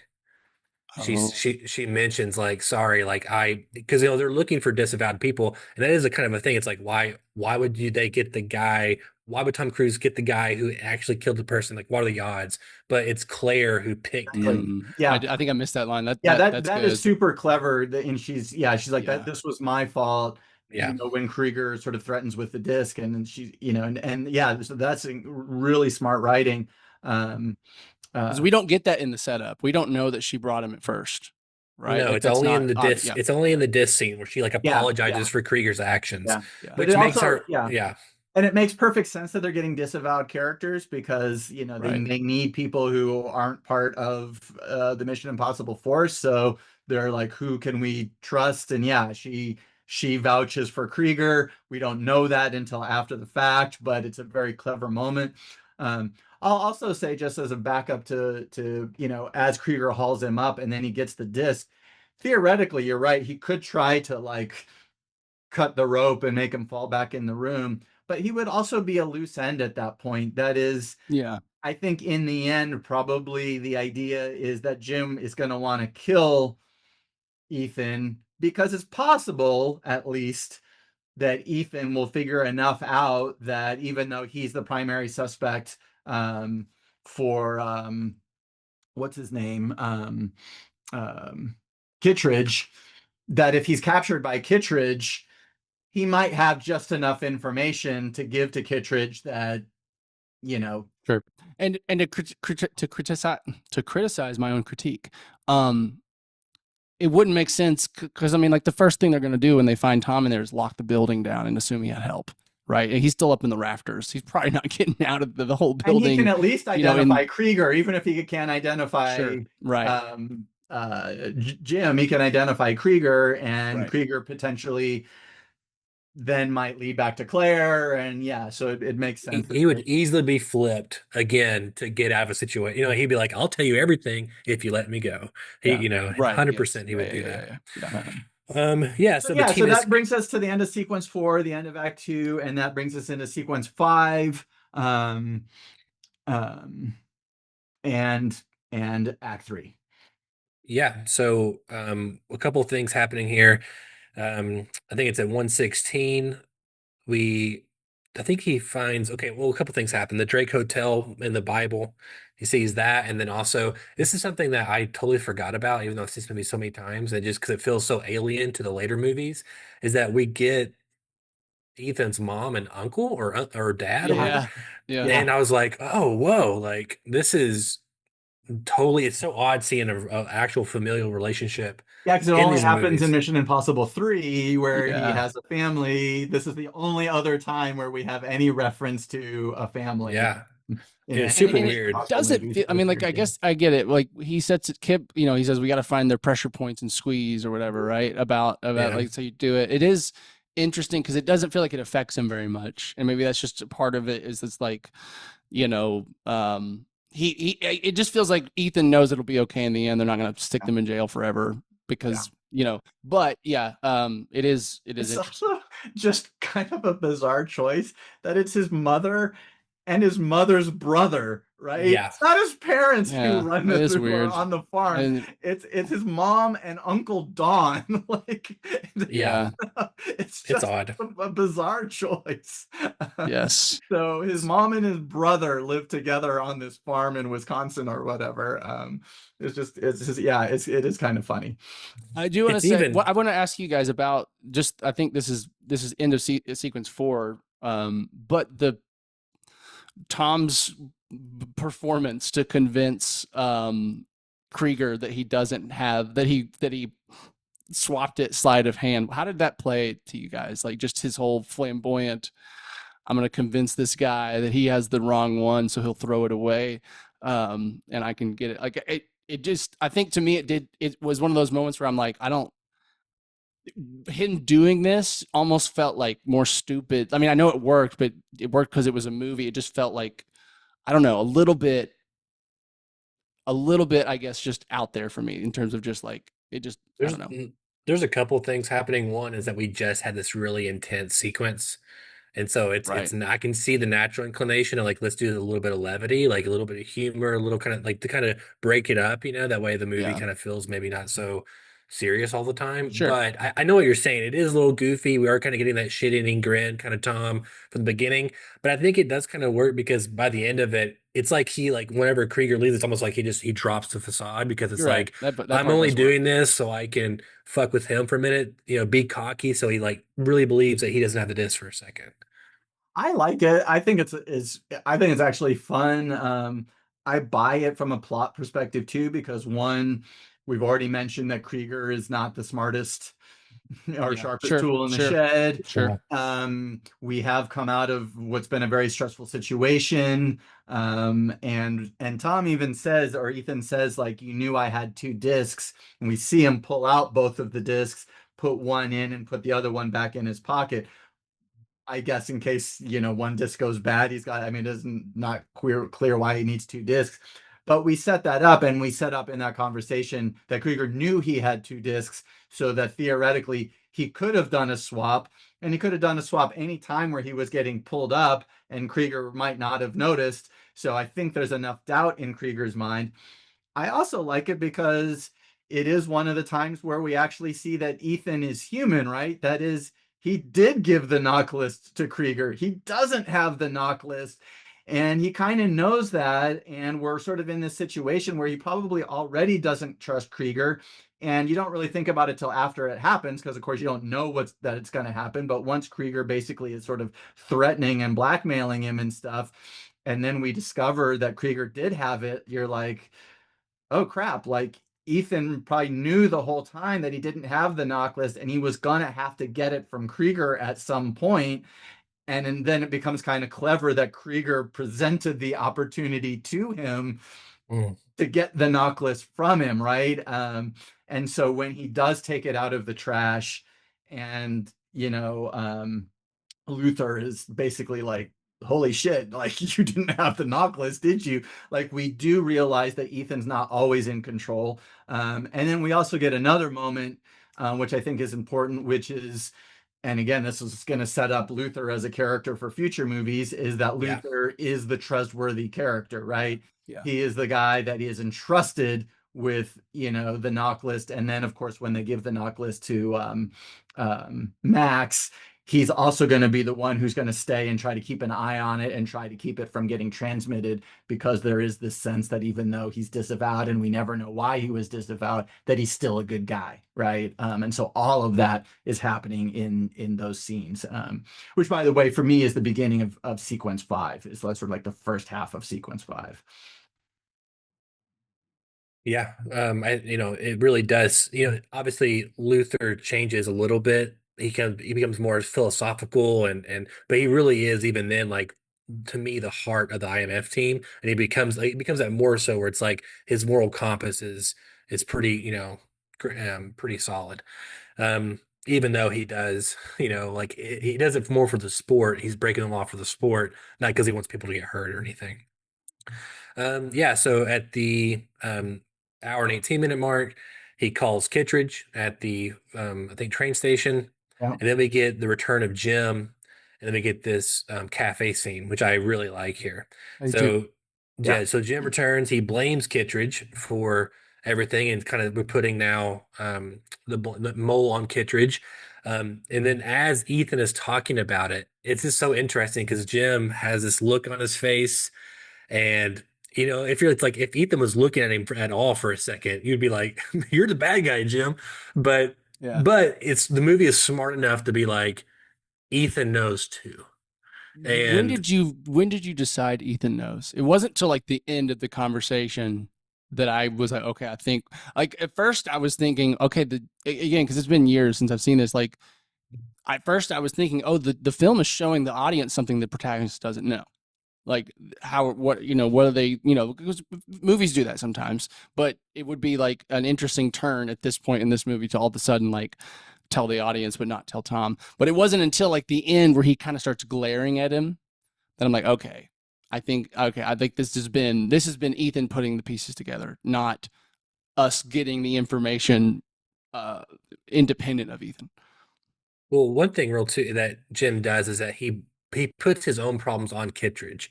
He talks about his failing. Kittredge probably has a failing marriage. He doesn't get paid very much. And then it's like, oh, you're talking about yourself, Jim. Like Right, your right. wife is super Yeah. young, dude. And so anyway, it wasn't at the end of the conversation. I think there was like a shot or something where it shows Jim doing it, and I think that's just his brain going through the possibilities because he says that he acted alone. And like, did Well, it Jim blow the shows the bridge girlfriend doing or it, and did then it Claire shows do it? Jim doing it. It's like Yeah. when he Yeah. says, "Oh, he must have had." Oh no, it must. That I think again. I think that's the moment too. Like I think that's Yeah. when he kind of starts glaring at him and him being not Well, so, Ethan wide-eyed putting the pieces together This kind is- of looks. real quick, Bruce. The moment we think he knows is different than the moment he knows because You're right. You're right. It he was says me later picking up that on it. like I saw the book in the Drake Hotel.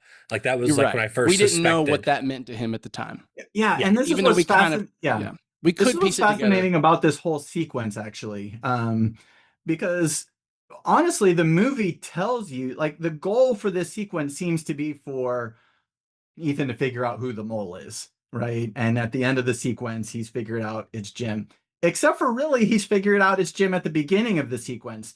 And the movie doesn't do a lot to disguise that. And then when we were talking earlier about who you're suspicious of and why, we clearly see Ethan pull out the Bible, see that it says Drake Hotel in it, and we even get, if I remember correctly, the audio playing of Yeah, you're Jim right. saying he stayed at the Drake Hotel.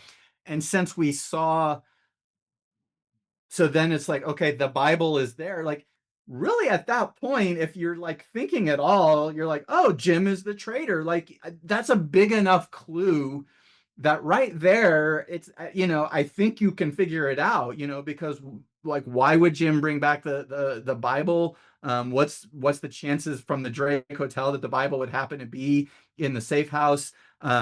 The whole point of the Bible is that you need to know the verse in order to get on the Usenet and all that. So we find out right at the beginning of that sequence, theoretically, that he knows.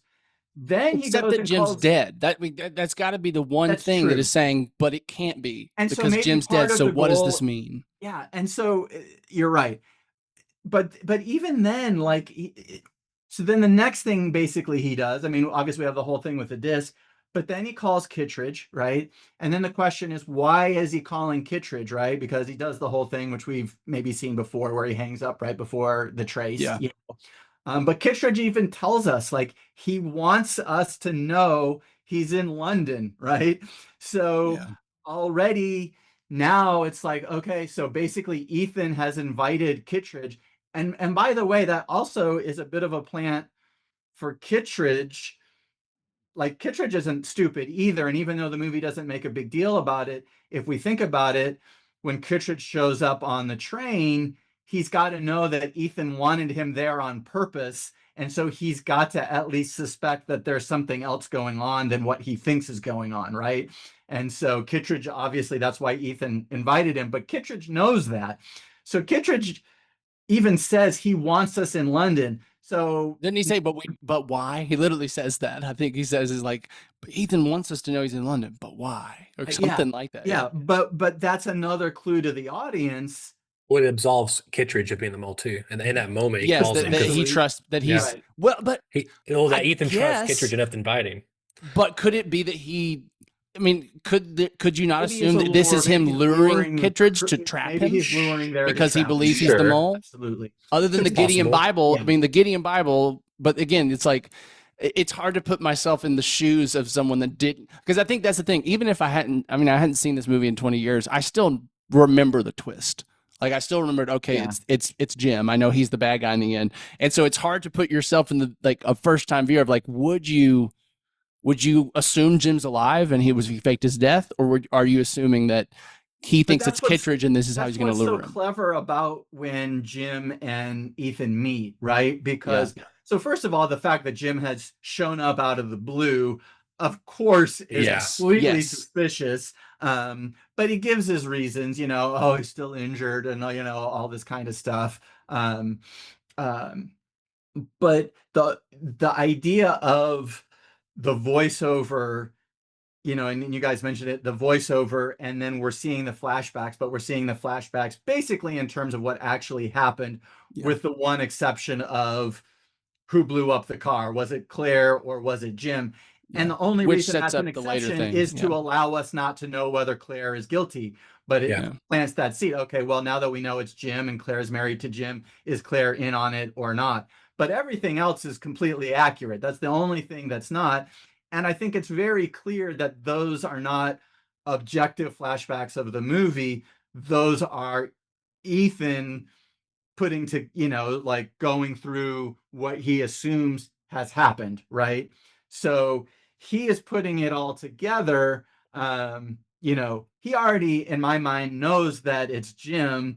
Now that Jim's shown up, now he's just worked out all of the pieces of the puzzle and how it all went down. And he's got new info, he's got the information that Krieger is not so great, even though Krieger hasn't betrayed them yet. Like, now we see potentially Krieger's the bad guy, we get all of this stuff. So really it's an interesting thing because it's largely for the audience, right? I think it's, yeah.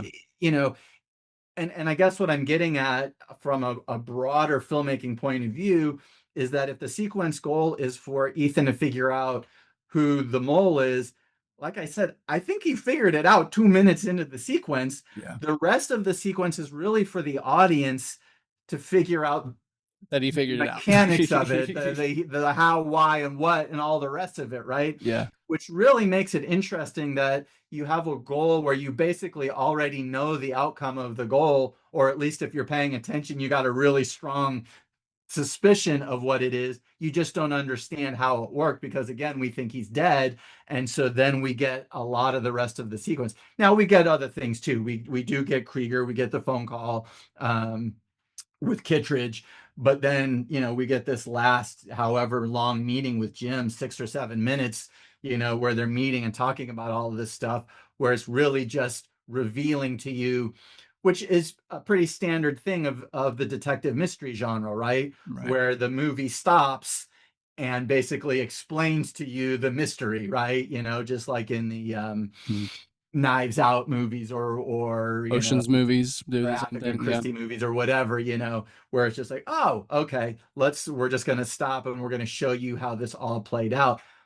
But it's done really well because it's not just him sitting there going, I'm going to tell you what happened. Right. He is sitting with his antagonist, knowing that it's his antagonist, pretending that he doesn't know to keep the antagonist from knowing that he knows, right? So When I would say it it's is a really strong well performance, done, right? Tom Cruise convinced me, at least till the end, that he didn't know, and I think it does a good job of mirroring kind of his conversation with I don't want to say his name, Kittredge, at the beginning, where he's kind of having this like existential crisis, like my brain's breaking, I didn't realize, kind of like what's going on. I feel like they kind of mirror him. He mirrors that performance here, and so to me it just reads authentic at first. I think it is different. I saw it as he knew the whole time. Yeah, I mean, as soon as I see the look, I'm like, oh yeah, okay, he's known the whole time. But until I get to that, like, kind of, until we see Krieger, and we start seeing, again, I feel like he starts looking less like his emotions start bleeding through a little more in his looks, I think, to Jim at the end, where it's just I just, to me it's like, oh, he's looking at him accusatorily. I don't know if that's how you word it. But I think the more interesting performance is John Voight in that scene, because I think it's like Jim's like watching Ethan. Does Ethan know or doesn't he know? Right. And like, is he buying this or it's not really buying good. it? And that's like, that to me is the more interesting performance in that scene. And anyway, no, I agree though. It's really fun, and I love how they set everything up. And I think the end of the question, I think the one thing that also comes through Tom Cruise's performance, the end of that conversation is he's like, why? Like, why would you do this? Like it befumbles him. Like, why would you, betray your family or betray your team? And so I think that is another interesting aspect of Ethan is, I do think it's brilliant having him frame it as Kittredge too. There's even just something about like that makes so much more sense for like a villain to like not just be emotionally honest with the protagonist all of a sudden, but do it in a way where he's not actually owning up to, like, kind of admit his own reasoning without actually saying this is how I feel. I just think that's just it works so well on so many levels. It's really good. Yeah, because it all has a double meaning, right? Yes. Like Donavon said, it applies to him, but it's something that you could buy about Kittredge too. It just also feels better than like right before the hero attacks the this is why I did it all, right? Like it just. But I gotta say, whether it's Kittredge or whether it's Jim, $62,000 I know is a shitty salary. It is. Well, I will say when he was like, man, I would not be working for the IMF. When at first she offered him $100,000 for the knock. In 1996, $62,000 was not enough for either one of those jobs. When he gets offered $100K for the knock list at first or whatever, I'm like, that's not even like a full year's salary. Man, like it's like that's not enough to do anything on. No, but that was actually, that's a little confusing because that's actually the down payment, because it's 125 and then it was supposed to be 6 million for the actual list. For half for the first half, and then 10 for the full. And then that's why later when he asked for 150, but he's going to get 10 in the end, right? So it's just that makes more sense. Setup. So we end this sequence interestingly by going back to the safe house, messaging Max, saying that everything is on. And then again, we have a bit of a misfire, which is Claire trying to seduce Ethan, where she's sort of sitting in the corner. And again, it's sort of like she's sitting in the corner. She's depressed. What's going on? Is she, like, why is she there? I guess she's there because she's really sad that her husband is dead. and then her response is then to try to seduce Ethan. Like the whole moment is just, I just wish it wasn't there. I just so wish it wasn't there. Yeah, it's odd. Agreed. It's odd. And it was nice. It was, I mean, I'm not sure it's nice, but just even if you were ever in a doubt that Jim was a bad guy or not, he's like, you can't tell anybody, not even my wife, and because it's just too much, and we have Well, to get through this and I do think first. it is kind of like a little bit of like a, again, it's like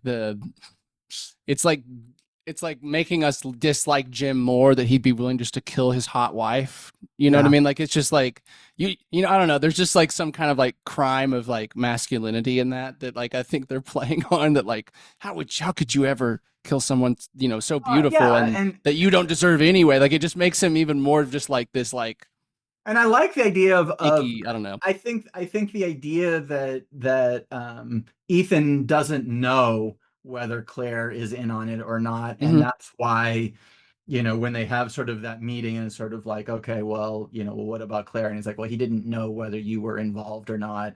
I like all of that, but again, to me, it's just, well, she's part of the team, and maybe she's, he has an affinity for her and he's trying to protect her, but I don't think we need sort of the romantic element. And in fact, I don't even understand why Claire is trying to seduce him at the end of that sequence. Like, what's it going to accomplish? I mean, Yeah. everything's already set in motion. Distract him. Yeah, I don't I know. mean, Like, like, it really, throw him off his game, I it guess. really Like, makes no sense. But in any case, we know we're in the final sequence because we cut and suddenly Kittredge is in London, and now, the first thing he gets is tickets to the train, which just further reinforces that yeah. Ethan is pulling him in. Um, and now we're into our final suspenseful, action-oriented final sequence. One thing it did dawn on me as I was watching this, no pun intended, is that Kittredge is on the train, and then in the last movie, Kittredge is on the train. Like there's two Kittredges. That was kind of a cool parallel, I guess. Yeah. But yeah, no. So this last sequence here starts, which is crazy that this is like kind of the finale and the climax, and it's super short. Like you Mhm. would think, like going into the final mission or final thing, like you would have a good 20, 25 minute, 30-minute thing. But it's really short. It's like, I mean, it really is like 12 minutes long or something.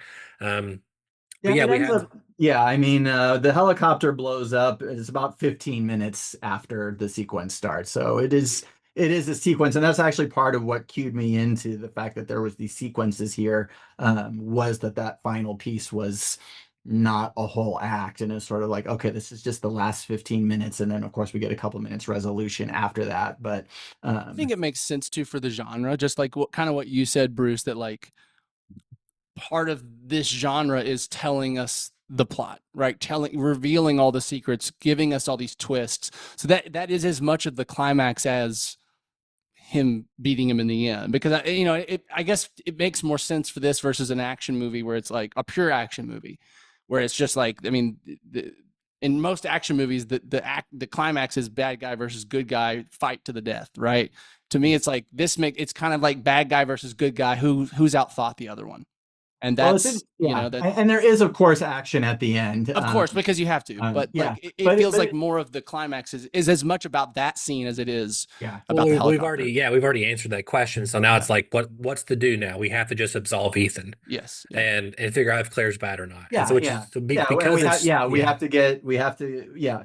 And I even had as the goal, he's got to prove his innocence and make sure that Jim and Max are caught, right? Because they're the bad guys. But it's interesting, all of this, what you're saying, Daniel, to go back to Martin Landau's fear that this was just going to turn into an action movie.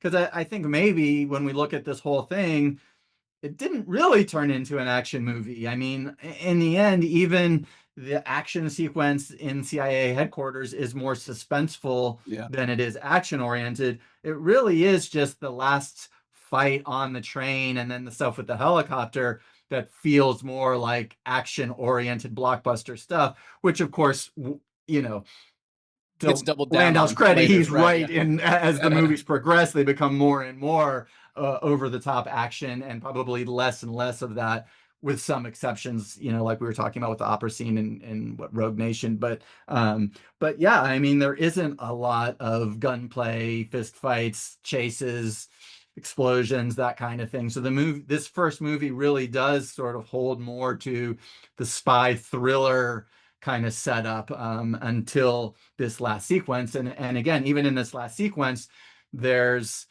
you know, everything that's happening with Luther and with Max and the list, and is it being transmitted or not? Again, that's all suspense and tension. Mm-hmm. And then you're right. Then we have this whole meeting, with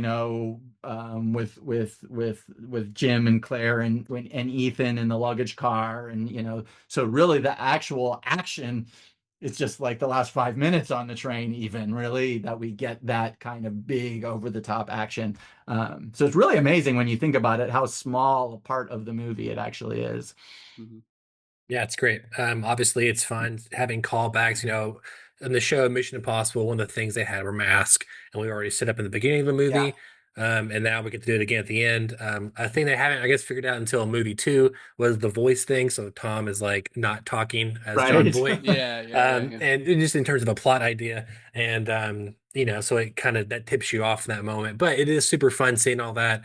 And again, Ethan puts himself in complete danger to find out the information because he's very vulnerable in that moment. And it also, it's kind of weird that he doesn't check the cart completely, and that John Boyd's hiding back there somewhere in Right, the dark in like military gear.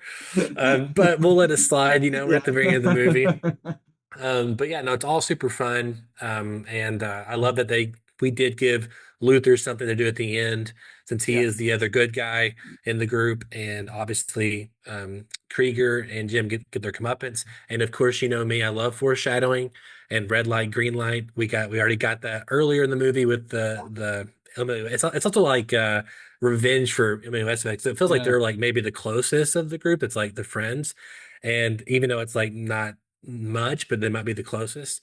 And then, the opening, or revenge of his death, obviously the water tank with the red light, green light, and he has another stick of gum at the end. And it's a one-liner, you gotta love it, Yeah. Yeah. and it does feel different from the rest of the movie, but it's so cool looking. And the way the shot with the blade coming in his neck is like amazing. That's Yeah. amazing. That's an amazing You also shot. get a little bit of humor too with the Yeah. I guess he's not the conductor because he's at the back of the train, and he's radioing to the conductor at the front, but he passes out after the blade almost gets Ethan. It is, though, really kind of interesting to watch that final action movie on top of the train, Yeah. because it is so obviously green screened. Sure. And it's just really ironic given that the movie franchise has Mm-hmm. become the one, sort of like, oh, okay, it's 1996. We just had Jurassic Park just a couple of years before. By the early 2000s, movies are being criticized for being all CGI, all visual effects. And Talk that about Star criticism Wars. largely, in some ways, is still kind of enforced in some ways, Yeah. that movies still rely too much on that, until the last few years where we started having a backlash.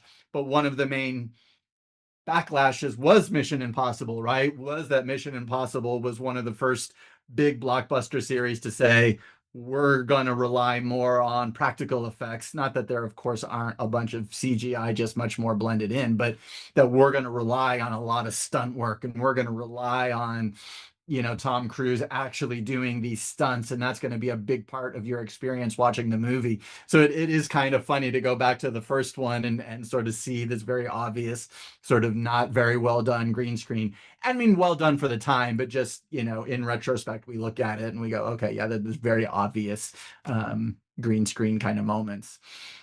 I love how his clothes are like just going crazy. That's why Yeah. I like that. I mean, again, not to keep, I didn't mean for it to become a thing, but to reference the video I sent to you guys, which again we'll link in the comments below, they talk about the green screen and like getting that location and why they had to do that and all those kind of things. And that's actually, I've never heard of that channel before, Film Voyager, but he does a really good job of breaking down like all the Mission Impossible movies. And I've watched like 3 of the 8 of them so far, and they're super fun. What is funny though, too, Bruce, is that Martin Landau's fears were fully realized in Mission Impossible 2 Yes. when they were like, let's hire John John Woo to Woo. direct this movie. And Yeah. I just started watching it again last night, and I've seen it again 10 plus times. And it is, what a wild transition from 1 to 2, Yeah. and then It's pretty fascinating. But yeah, I do want to kind of go around the room here and give final thoughts on the movie. Obviously, the movie we kind of wrapped it up. You know, Ethan's absolved his parents and his mom and his uncle get away. Luther is not disavowed anymore. Bad guys get their comeuppance. Kittredge knows Ethan's safe, or Ethan's a good guy, and of course Max is also arrested as well, or at least Max. There may be a deal with Max later Exactly. at We some don't really point. know. Yeah. We don't And you really get your know. classic, open-ended setup for a sequel with It is Ethan kind becomes of the funny. leader, Yeah, it is sort of get funny the because mission. Luther is like, "Hey, you should come back," and then Ethan's like, "Yeah, no, I'm not going to do that." And then literally the next thing he's on the plane and he gets the Well, I guess sins if of I'm the going to be the Caribbean. leader, I could do um, that. and clearly he's most likely going to accept the mission. But yeah. I like it. Um, I did read it as like they know Ethan and they know he can't stop being Ethan Hunt. He Yeah. is an agent. That's who he Yeah. is. So it works for sure. how do you feel about the movie, Daniel, overall? Overall, I honestly felt like, you know, I do feel like I have some critiques. I do feel like there's some things that felt more obvious to me, maybe than other people. But I also realize that like that's a lot of 2025 lens. It's a lot of already knowing the basic points of the plots and kind of watching it for the first time in years. So trying to balance between what is this that I'm my brain's assuming is obvious because I already know versus what feels actually obvious to a new viewer. And so I think even some of my critiques today were probably a little too harsh or a little too nitpicky. But to me, that maybe alludes to the fact that I'm not so invested into the emotion, that like the plot is what's driving me forward. So I'm kind of just only focused on the plot and what makes sense, what doesn't, what's happening, what isn't. I'm not really on an emotional ride with our characters. And maybe that just is for me that, when I think of movies like the Bourne movies, which we have discussed in class, some of the interesting filmmaking techniques that they use that may or not be as precise or as good, and yet those movies, like I'm so invested in Jason Bourne's journey that it's like they don't feel obvious to me as much. And so, I overall to say is like I think this is a great movie, an espionage movie. It still is just lacking something for me to be like, oh, I want to rewatch that soon. You know what I mean? And I think that's just me. I don't think that's a critique as much of the movie. That's just me. I'm weird. So that's my thoughts. Bruce, what do you think? Yeah, it's really interesting, and I want to sort of broaden out a little bit. I think in terms of a movie on its own right, uh, it's not the worst of the Mission Impossible. It's not the best of the Mission Impossible movies, but it is the movie that sparked a franchise that lasted 25 years, which is really impressive.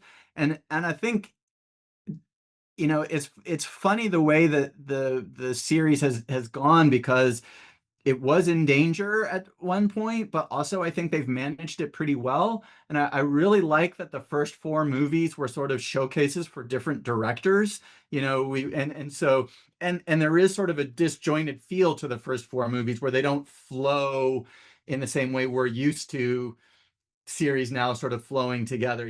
So you've got Brian De Palma, John Woo, J.J. Abrams, and then Brad Bird directing these first four movies, and each one being different than the next. And like I alluded to, when they got to the fourth one, that was supposed to be Tom Cruise's last movie because the box office was declining on those Mission Impossible movies. They introduced Jeremy Renner in four in order to then have him take over the series. But then Brad Bird, the the Pixar animation director, comes in, knocks it out of the park. The movie is fantastic, revitalizes the series, and even though Christopher McQuarrie becomes the director of all the rest of the movies, they stay in the same vein and storytelling that's set up in four, and four feels like the first movie then of a series of movies that feel more linked together, especially and then especially 5 through 8. So it's really fascinating to just sort of track the way this whole series has evolved and changed in terms of its directors, in terms of its style, in terms of individual movies versus movies that build on each other and tell a story. And been so smart in constantly evolving it to sort of fit the times and fit the expectations of what audiences might do. Because there was that point after three where, maybe things were teetering and I'll say the other thing about it, and this isn't a criticism of Marvel because Marvel had a great sort of almost 20-year run roughly with the Avengers movies and all the related movies. Um, but I think that, we had 8 Mission Impossible movies over 25 years, right? Which is a movie every 3 years or so. So you never really got tired of the Mission Impossible movies in the way that I think by the end of the Marvel, people sort of started getting Marvel fatigue over the last few years, and they're now trying to sort of reboot it and see if they can, do things differently so we don't have that. So yeah, for me, I think it's just the start of this really interesting sort of 25-year sort of progression of movies in this franchise. Yeah, Jeremy Renner is always a bridesmaid and never a bride I because he's know. also I was the gonna Bourne say legacy. that was Yeah. what I was gonna say. They tried to get him to take over the Bourne franchise too, and it just did. I think it flopped. It didn't do very well. But like, it's Yeah. just like it's Yeah, and then two just different recently he was espionage thrillers. They were like, he was recently in the news for getting an offer for, I don't know, it was a Hawkeye movie or it was a whatever. second TV show, and Second TV Yeah. they show, were and going they to try offered to him pay him half the less. price, and he was like, "Thanks, but no thanks." What did But you see? Yeah. He made a comment. He was like, "Is this because of my injury? Like Yeah. because I've lost some Yeah, he said, "I'm not half mass?" the man, so you don't have to pay me half the price." Exactly. Yeah. Anyway, yeah, no, I mean, I echo your sentiments, Bruce, and I understand all your criticisms, Daniel. This franchise is obviously super important to me just because it was one thing that me and my dad really watched over and over again and loved. I remember 1 and 2 being like a staple in the house for a long time, and then 3 come out like quite a few years after 2, and it was kind of like, whoa, we're doing a 3, and then of course 4 hit, and I love 4. I love all of them for different reasons, and I'm very excited to see where the final reckoning is going. And even these last few are not without their issues, and maybe we can talk about them some other time. Even on the personal note, the reason, whenever I submitted my, I guess, resume or cover letter for Skydance, I put in there like I wanted to go there because I love the trailer for Fallout so much. I was like, this trailer, and I told them why I love the trailer. And when they called me, they were like, we saw your enthusiasm for the franchise, and we thought you should come over. And Cool. so I was there when Fallout was coming out in theaters, Yeah. and I was there, with all the people who made these last few movies. And it was, so for me, I have a personal connection to it, and I love to see where they're going with it. And again, I'm super excited for this maybe last movie. We'll see, depending on the box office. That will be the determining factor. Um, so anyway, I'm super happy that I got to break this movie down with you guys, especially for our first episode of Real Therapy. But before we go, well, actually, real quick, Bruce, I do want to tell the audience, how can they find you and all the cool things you do. Main place you can find me is at the Hutch Files, which is just thehutchfiles.com. That's my Substack. So I do a lot of stuff on there, do a lot of breakdowns, narrative breakdowns. I almost always do a breakdown specifically of the movie that we've talked about here. And then I do other breakdowns as well. You can also find me on Instagram at BDHutch. Awesome. And before we go, we like to highlight one last thing that may or may not be TV or movie related. And Daniel, what do you got for us? My dogs are barking. Can I go last? You can go last. Bruce, what do you have for us? Okay, well, I'm going to switch it up completely different. We could not go further. We're going to stay within the movie realm, but we're going to go to the opposite end of the spectrum. And so I'm going to highlight the movie Hiroshima, Mon Amour, which I just rewatched yesterday, and I think is one of the all-time great movies. This year is the 80th, 70th?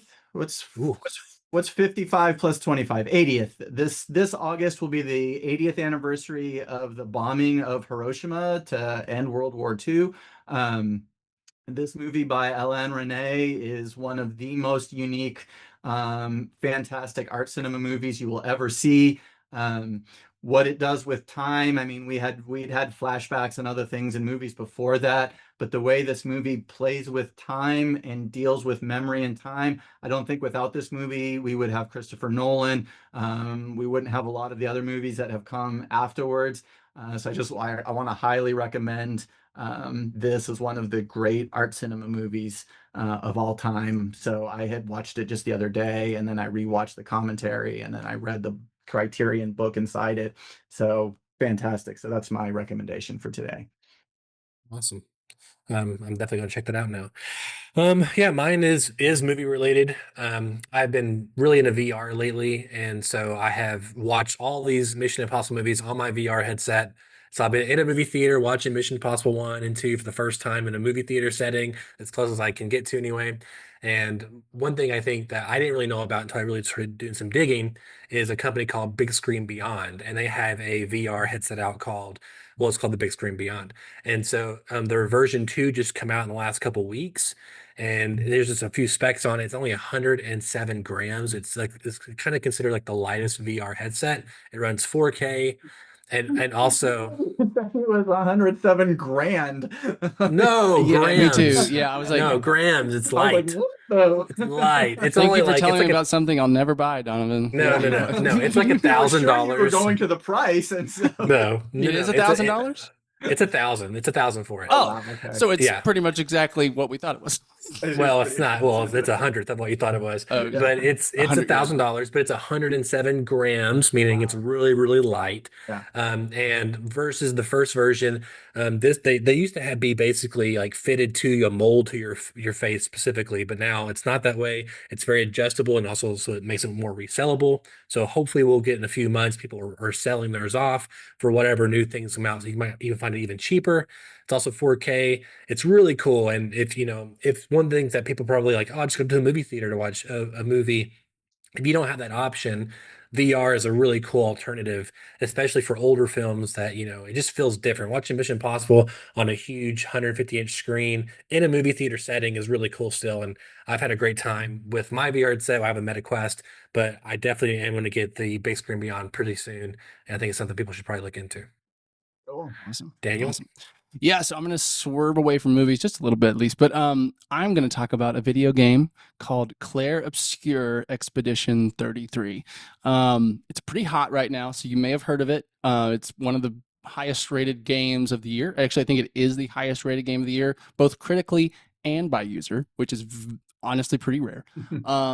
And it's a JRPG, but it's made in France, so it's an FRPG.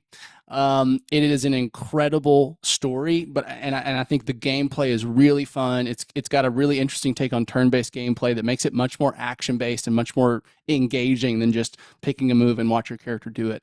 But to me, the really incredible thing about it is the writing.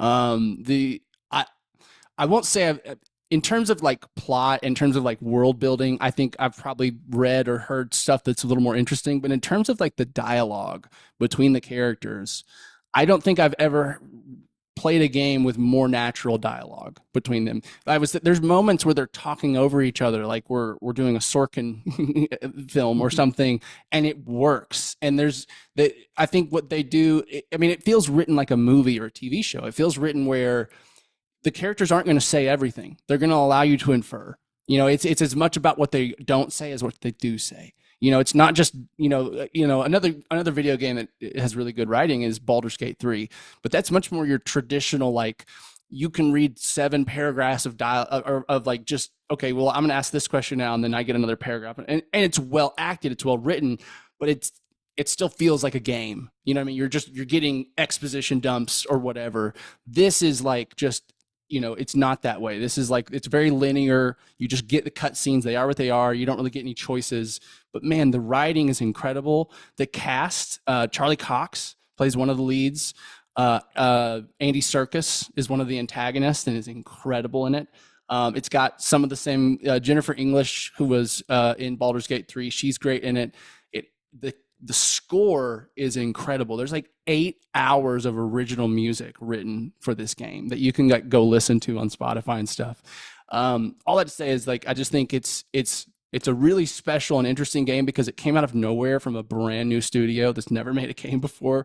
They're all like ex-Ubisoft people that kind of make cookie cutter, cliche gaming experiences. And now you've got this like kind of groundbreaking French RPG with storytelling that's incredible. It deals with grief. So it's very just like poignant, the story. Anyway, so I just want to highlight that. Like, I just think even if you don't play video games, it's worth watching some cutscenes. Just because I think I think before this game, or in some ways, it revealed to me, okay, you can actually do some more movie-like storytelling in games. We can actually have characters talk like real people, and it works in the game. And now, fair, I've never played like some of the Naughty Dog games, so this may be things you guys already knew because you played other games that are really good. But to me, it was like, wow, this is the most natural dialogue I've ever heard in a game, and just kind of the confidence of the writing team to let the viewer figure it out on their own, not spell everything out. Not you're gonna have to read character expressions. They're not just gonna tell you everything they're feeling. It's like that kind of stuff that's just like, man, it really impressed me. So we're checking out Clair Obscur Expedition 33. I almost downloaded it the other day and then chose not to. So it is on Game Pass. So yeah, you can pay $15 and play the whole game in a month and unsub. So it's a cheap access. Well, as mentioned before, make sure to like and subscribe to the YouTube channel, youtube.com/@realtherapypod. And of course, you're on podcast services. You can always watch or listen to us there. If you can, leave us a review. That'd be super, super helpful. And we really, really appreciate it. Bruce, thank you again so much for being on here. I'm so happy that we did this first episode with you. And I'm hoping that we do it again relatively soon for episode 250 of the podcast. Absolutely. So we got about two-month time period here to kind of work it out. And I want you to decide the movie, and we will happily oblige. Sounds great. Yeah. That's great. To be on this first episode. Yeah. Well, everyone, my name is Donavon Thompson. I'm Daniel Wingfield. And I'm Bruce Hutchinson. And we'll see you at your next session. Real Therapy is brought to you by 241 Studios and viewers like you. Thanks for stopping by. Remember to tune in every Friday at 3 p.m. for a new session with Daniel and Donavon. And remember, they're gonna talk about how it makes them feel. They're gonna watch all the movie reels, 'cause it's Dan and Don in Real Therapy.